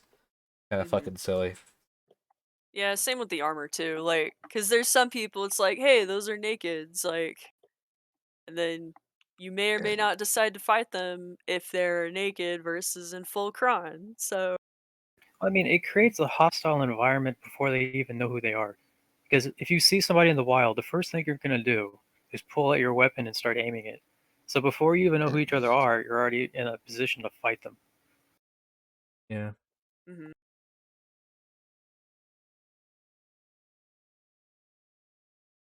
Yeah, it definitely adds some diplomacy challenges. Maybe it's just a game issue. I mean, it's something that he can't fix, which is totally understandable. But like, if he can fix it and he chooses not to, that's a bad move. The thing that annoys me most about it is like if you see someone and you're riding up to them to like decide, okay, is it worth going in for the fight, and then like you see it and suddenly your horse gets hit with an arrow without ever seeing him fire the arrow. Yeah. That kind of stuff is kind of, yeah. Because Yeah, right now, like if you're out roaming, you don't want to run up to someone and see, oh, if he's naked, does he have like starter gear, is it a noob, is he clanless, otherwise you won't gank him, you don't want to like gank some helpless noob. But because the distance is so far and it renders in so late, you just shoot first, ask questions later, because Yeah, and more rewarding. it's really difficult, especially for ARPK guilds. Like my guild, it's ARPK, and we still go on roams, but we have a protocol that we follow specifically so that we don't hit randoms that aren't on our hostiles list. When what we do is we have our mounted mounted combat, mounted melees. We have a couple of them run up, like lances down, and then they gotta be real quick to confirm that tag and decide to pull up if it's not someone that we're gonna hit. And so then after that, like let's say you ride up and it's some guild list. We're like, oh hey, like pull the lance up and like, hey, how's it going? Sorry, didn't mean to scare you. Have a nice day, stuff like that. So it's like a snap second decision that the spearheader of our roam has to make. Yeah. Your guild is ARPK, is it? Yes. I mean, change my mind on something, but ARPK is just RPK, but like lists, right? But is there like a reason, like to go kill people? I never really got why you would ARPK. Anti-RPK is a meme. That's a matter of opinion. And this is one of those things like politics and religion that no one's ever gonna agree with for the rest of all of time, for all of history. But essentially, we basically kill RPKers. Hodge is in a an nutshell. honor guild. They're not an anti-RPK guild. They're going to kill people. It's just not people that aren't hostile towards them. Well, we do also kill people who we know are RPKers against guilds that really don't deserve to be killed. Yeah, you're an honor guild. An honor guild. I love how you use that word. Yeah, why? Is it because their motto? Is that why you keep using that word? Yeah. I hate the term RPK and anti-RPK because anti-RPK are still going to kill people and RPK are not going to kill people sometimes. Wait, do you know their motto though? I'm curious. FreeHorses, do you know the HOJ motto? I'm pretty sure he does. He hangs out in our Discord enough, which is why I'm like, FreeHorses. What the hell? Like Their motto is, and quote me if I'm wrong, die doing damage. oh my god. Oh, Alright, God. FreeHorses, this guy. But yeah, I mean, ARPK, it is a thing because we're not running around killing random players. Like there's a specific reason why why we're killing them. And no, it's not because that guy's in a set of full steel and I want that steel. That's not a valid reason. Well, the meme of anti-RPK is basically just if you're on a list and it wasn't random because you're on my list. Yeah, that's what I mean. Like, so for example, anti-RPK guilds, all they do is just put every single person on their list, and they go, "Wasn't RPK? You're on the list." That's the meme. Mm. I mean, I get I why would you would. I would tell you I have more integrity than that. But I mean that would be like self-promotion, obviously. But yeah, people just basically got to kill random players that don't necessarily deserve it for us to take action. Listen, I don't just add guilds willy-nilly. Like the there's term definitely stuff. anti-RPK and RPK are a joke. There needs to be different terms. Like Rec had it perfect. Rec was a territory guild. They would kill you inside their territory, but any other place they wouldn't. Well, That's a perfect that's description. what people call empire building guild at this point, I think. If you're an empire building guild, you base your politics off of like what you consider your territory, your empire, and who's wronged you in said territory. It's a little bit more complicated, but yeah. I mean, it was like that because in the first game, nakeds could be running boulders. So if anybody was in the territory of your like area, you would kill them in case they were running boulders. It really just cut down. Yeah, it cut down on like, semantics and politics and everything else. If you're in the territory, Rec is going to kill you, and that was it. Anywhere else, you're free. They're not going to kill you. I just think that name sounds dumb, personally.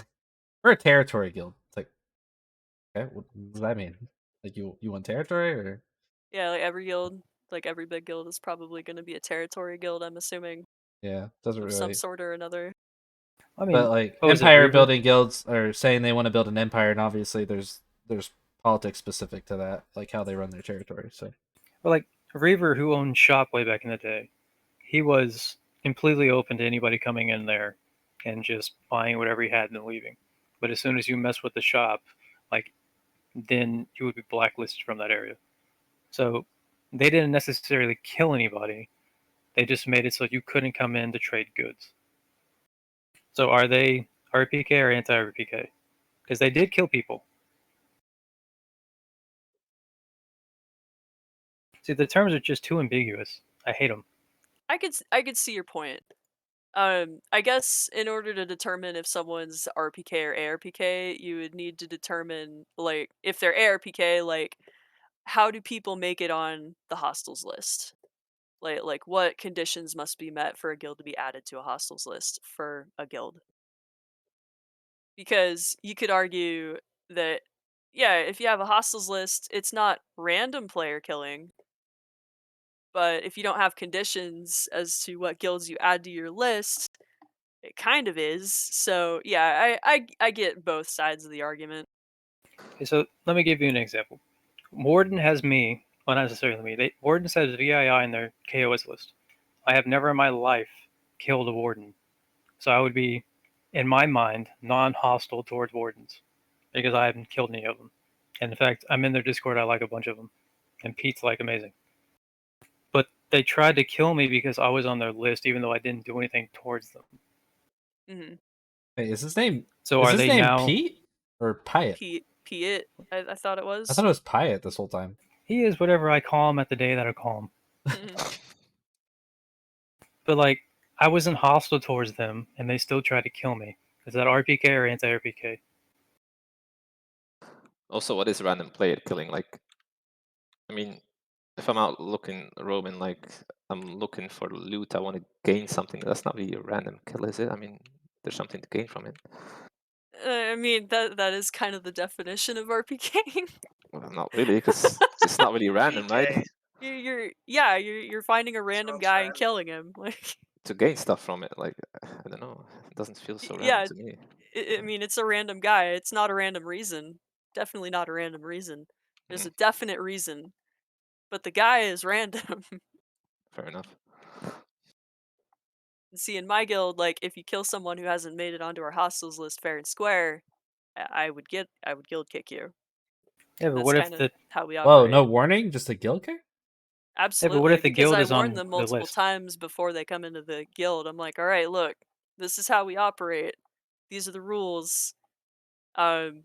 Yeah, no warning. Like if it's like a murky situation where like let's say we have a hostile guild running with a guild that we're neutral with, and I have an idiot who goes and tries to kill the guy in the group that's hostile, and then other people defend him and he ends up killing some neutrals. That's a very messy diplomatic situation. um I would need to talk to the member and figure out exactly what happened, and tell him, hey, don't be an idiot like that again. um but yeah, like I keep my guys straight. I keep them accountable. I think the point is like, I mean, kind of still am. I used to be in Hero back in like 2016, and Hero was very anti-RPK, but we became very messy because we had to kill people, and Hero was really big at the time. So everybody would complain that Hero killed people when they thought they were good, even though they did something bad. You know what I'm saying? Yeah, Well, it's also like a mixture of like propaganda too, right? Like That's they're what I'm gonna make saying. this Like the person, terms like are this just guild or so. player look bad, so they're like, "Oh, you killed this guy. He's the nicest guy ever." But it's like I it's just think the hearsay. terms It's like, put you in a box that you don't want to be in.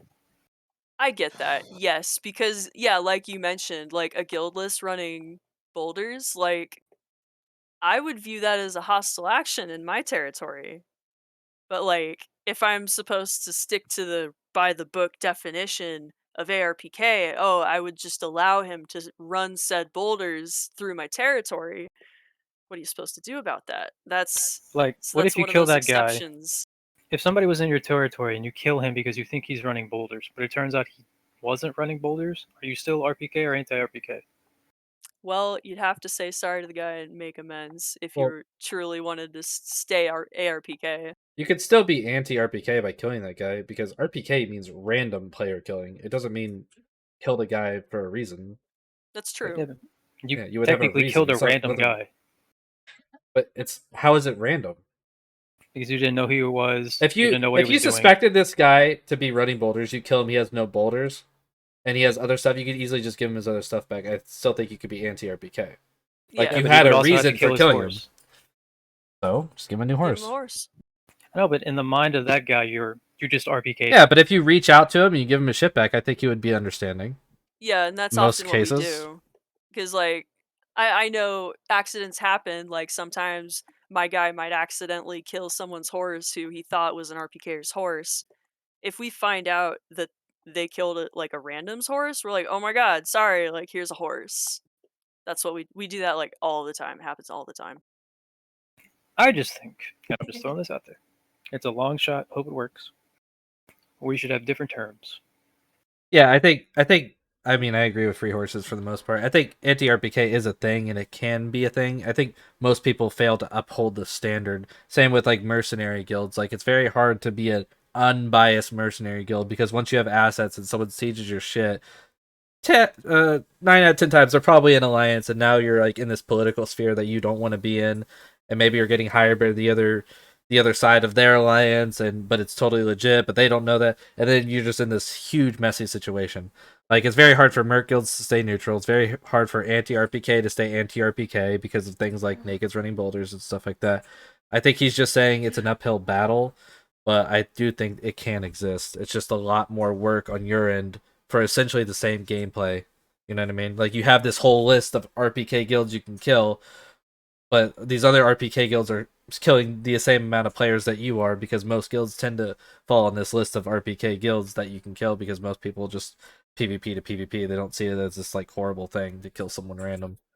Oh yeah, I can definitely confirm it is a lot more work running an ARPK guild. It is tough. Mm-hmm. You got to be fair. Yeah, it is a lot more work. And yeah, I could see making more terms, maybe like keeping these terms but also making other terms that are somewhere in between, with like minor differences in meanings. Well, I But know Serukka is in an anti-RPK guild and they like guard zone PvP. Maybe he should get some say on So this. what now? Hello, Did you just insult me? motherfucker. Like Rage is like anti-RPK and you guys only fight in the guard zone, right? Why are you insulting me? I'm just kidding. I'm trolling you. That's not what they're about at all. damn. No, What it's town just are as you always based out of, Serukka? time zone. What do you mean? No, Town. what Ah, town? We're not town. asking where you live. Vada mostly. Okay. Kind of live under Legion, I suppose. Well, Interesting choice, I'll say. it's near to, it's close to everything really. Mainly we live there because it's close to a lot of hotspots, and Yeah, it's Legion central. Legion is fine because they like, if you fight them, they're like whatever, nice fight, have fun, and then they don't hold grudges or anything.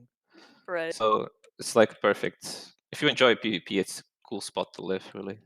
Mm-hmm. Because if you Wait, go so to you like like Julie or Tumor? excuse me, You like Tumor? sure, I've dueled Tumor a couple of times, I think. Like he's a good guy. Sure, I guess. Damn.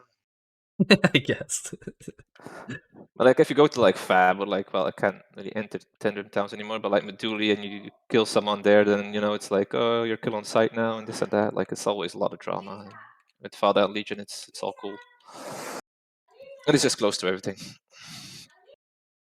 But like we said, I mean, I guess people would call us an RPK guild, but I would say we're more of, well, not a PvP guild because we're too small for that. But I don't know, if we just go out and I mean, it's try and get you. gangs I and mean, have you fun. are an RPK guild. Like, let's just be honest. But there's like this negative connotation that comes with RPK guild, and I don't think there's anything negative about the Yeah, word or that's what the label. that's what I mean. Like, it's not like we're out there to like fucking fuck over new guys. We're just out there to have some fun, get some loot. Hopefully get into a good fight. There's not like anything Yeah, you're negative. just looking Like, for PvP. Like, yeah. I don't think you're out Right. there griefing people because you kill them in the open world. Like, there's nothing wrong with it. It's part of the game. Yeah, Yeah, it's a playstyle. yeah, exactly. Because it always bugged me. Like, well, you don't have it anymore. But like in the first stress test when it was really really popular, you would like gang some guy that was like mining calcs or whatever, and you needed some calcs, so you kill him because that's easy. And then you would get a PM through Discord. You are now KOS. Like what? Yeah. What do you mean that still happens, bro? It doesn't feel like it I happens. that's happened to me like multiple times, like in the past couple leagues. Like, bro, why'd you kill us? I thought we were friendly. It's like, we don't have anything with you. What do you mean? It's just PvP, bro. Like, what? Like, people are confused. They're like, dude, I thought we were friends. Like, you guys helped us this one time. It's like, I mean, yeah, sure, but if we don't have a nap, like, around the world, like, this is content, bro. Like I don't understand. People take this game like way too personally at times. Like, do I have to have a personal reason to kill you in the wilds? It's nothing personal. It's just I enjoy PvP. It's funny. It is though. Then again, that adds like a fun gameplay element though. Because if we go to Bhakti, for example, there's like a lot of guilds that like don't really like us and are out for us, and then you like see people looking at you and like waiting for you to leave the gate. And, I mean, it is fun though that you're known for that reason, but yeah, it's just weird that people hold grudges over Well, this yeah, but PK. you know what I meant, like even if I die out there, like I don't get mad, like ever. Just PvP. Yeah. I mean, I understand why all those kind of guilds exist. It's just, like FreeHorses said, I don't really agree with the term RPK. I suppose that's about it. Are you guys wanting to go a little bit longer, or would you guys? Does anyone need to leave in 10 minutes, or would you guys want to go to 3:30, or how's everybody feeling? Because in 10 minutes it'll be in 3 hours. So Tune into the latest channel on Twitch. let's see where you guys are at. I'm probably gonna take off pretty soon here. Okay. All right, we'll just wrap it up in 10 minutes, and we'll just 3 hours is kind of the max we go for here. Is there anything anyone wants to make sure that we get talked about, or any topics or anything? Just quickly, like, because it matters to me, like in MO1, how was the economy? Was there like an actual economy between trade and like trade between regions and stuff, or was it just everyone like farms his own shit? Up until they announced MO2, it was kind of good. There was a little inflation, but as soon as they announced MO2, it went down the drain. But through the years, it was fine. Like it is like besides PK, and I really enjoy like trading and selling and buying stuff. So is that like a viable playstyle in MO? On my downtime, like buy some stuff in Fada and like take it to Meduli and sell it for a profit or whatever. Oh yeah, of course. Like generally speaking, I think like a stack of steel was like worth 500 gold or something like that. And like there was transportation fees, and like if you had it in this town and the person wanted it at this town, you would pay more for that. But after they announced MO2 and people were like, I'm not playing this game anymore, the new one's coming out and I'll just wait till the new one.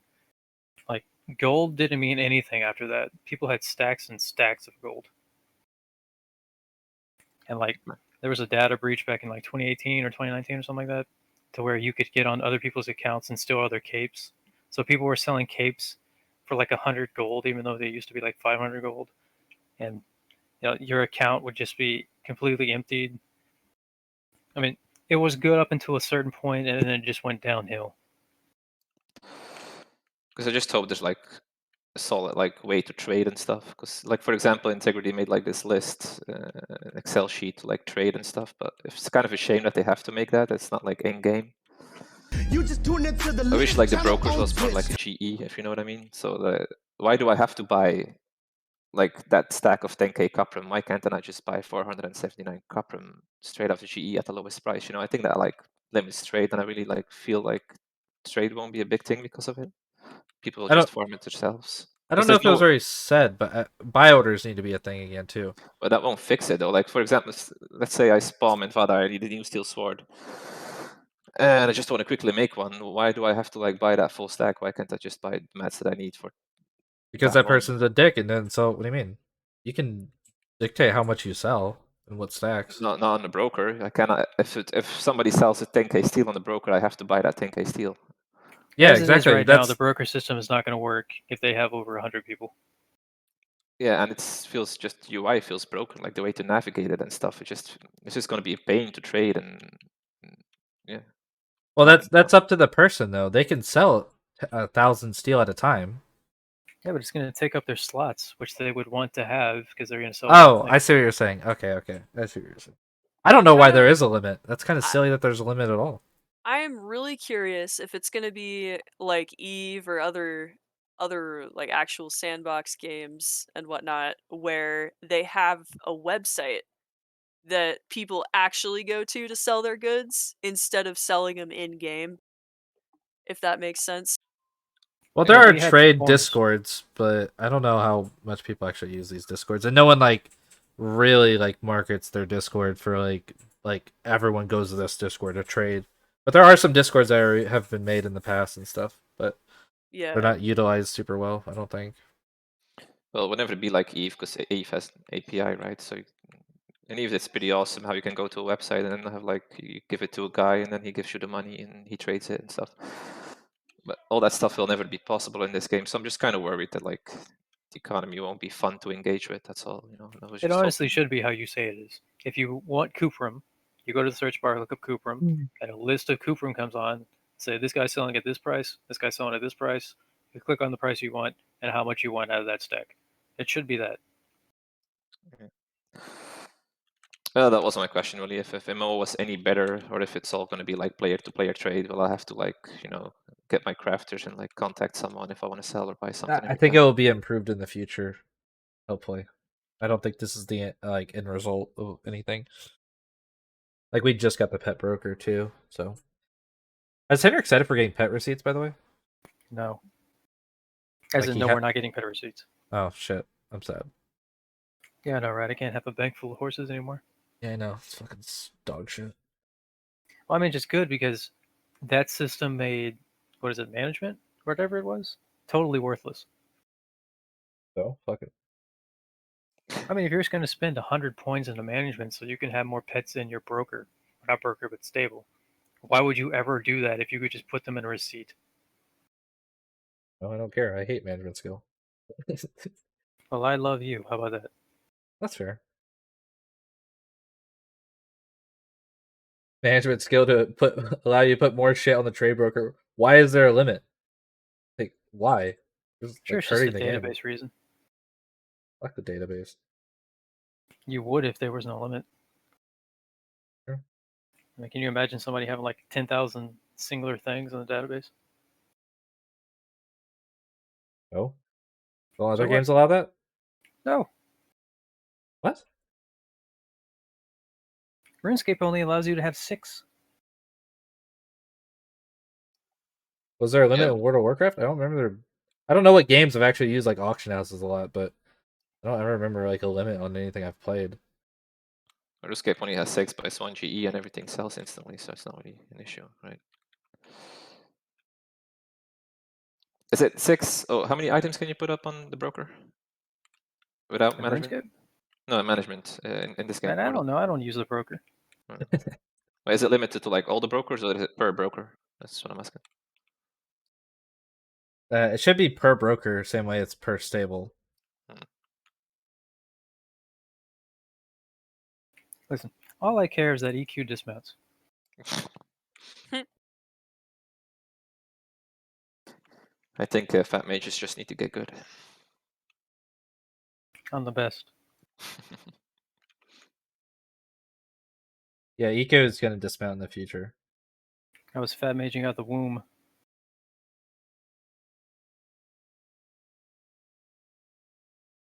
Does anyone have any last words? And maybe we'll just wrap it up, I guess. Tumor, you want to say anything to your fans? I love you all. Equally or? Equally. Okay. Blow him a kiss.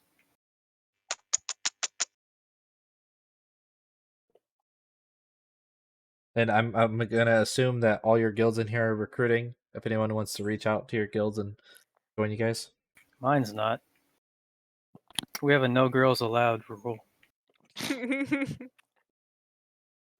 Yeah, Harbingers of Judgment. We are recruiting.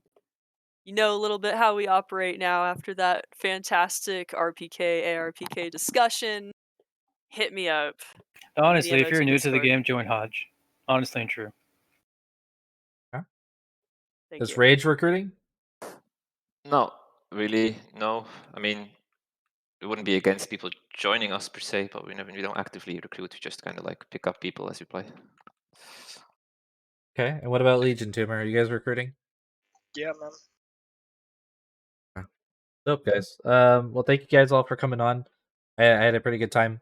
We went for 3 hours, and not all podcasts go for 3 hours, believe it or not. So, we definitely had some stuff to talk about. So I appreciate that. But yeah, thank you guys. Yeah, hit us up Thank again. No problemo. See you around. Oh, you guys are free to head out.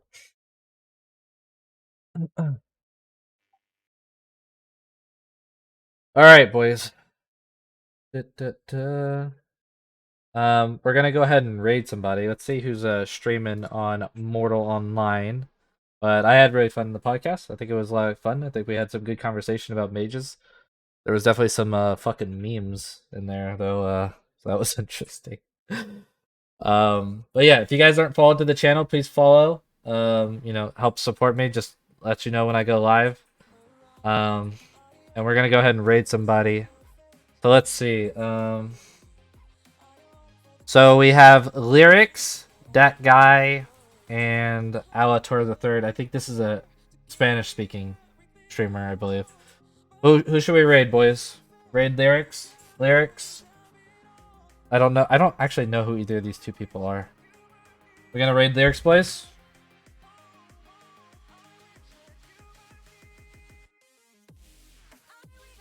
Yes. Okay. We're gonna raid Lyrics, boys. But yeah, thank you. Follow the stream again if you guys haven't followed. Appreciate it. Oh, actually, shout out to Tumor, that's Tuna, Bourbon Dad, Vendevius. Thank you all for following. I really appreciate the love and support you guys give me. I really appreciate it. And next podcast again will be on Saturday, 12 p.m. Eastern. And I'll be announcing who's going to be on that one. Right now I have Turek and Antheus. So Turek is from Legion, and Antheus is from Dreadlords. Can I join the next one? Yeah, man. Just DM me on Discord, Shaniqua. You can add me on the MO Discord. Just send me a DM, man. You're more than welcome to come on.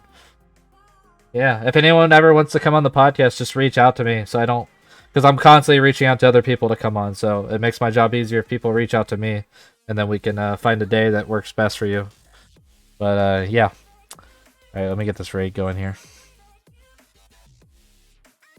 But yeah, thank you everyone for watching. I had fun. Hope to see you guys next Saturday on the next podcast. Ooh la. All right, later, boys.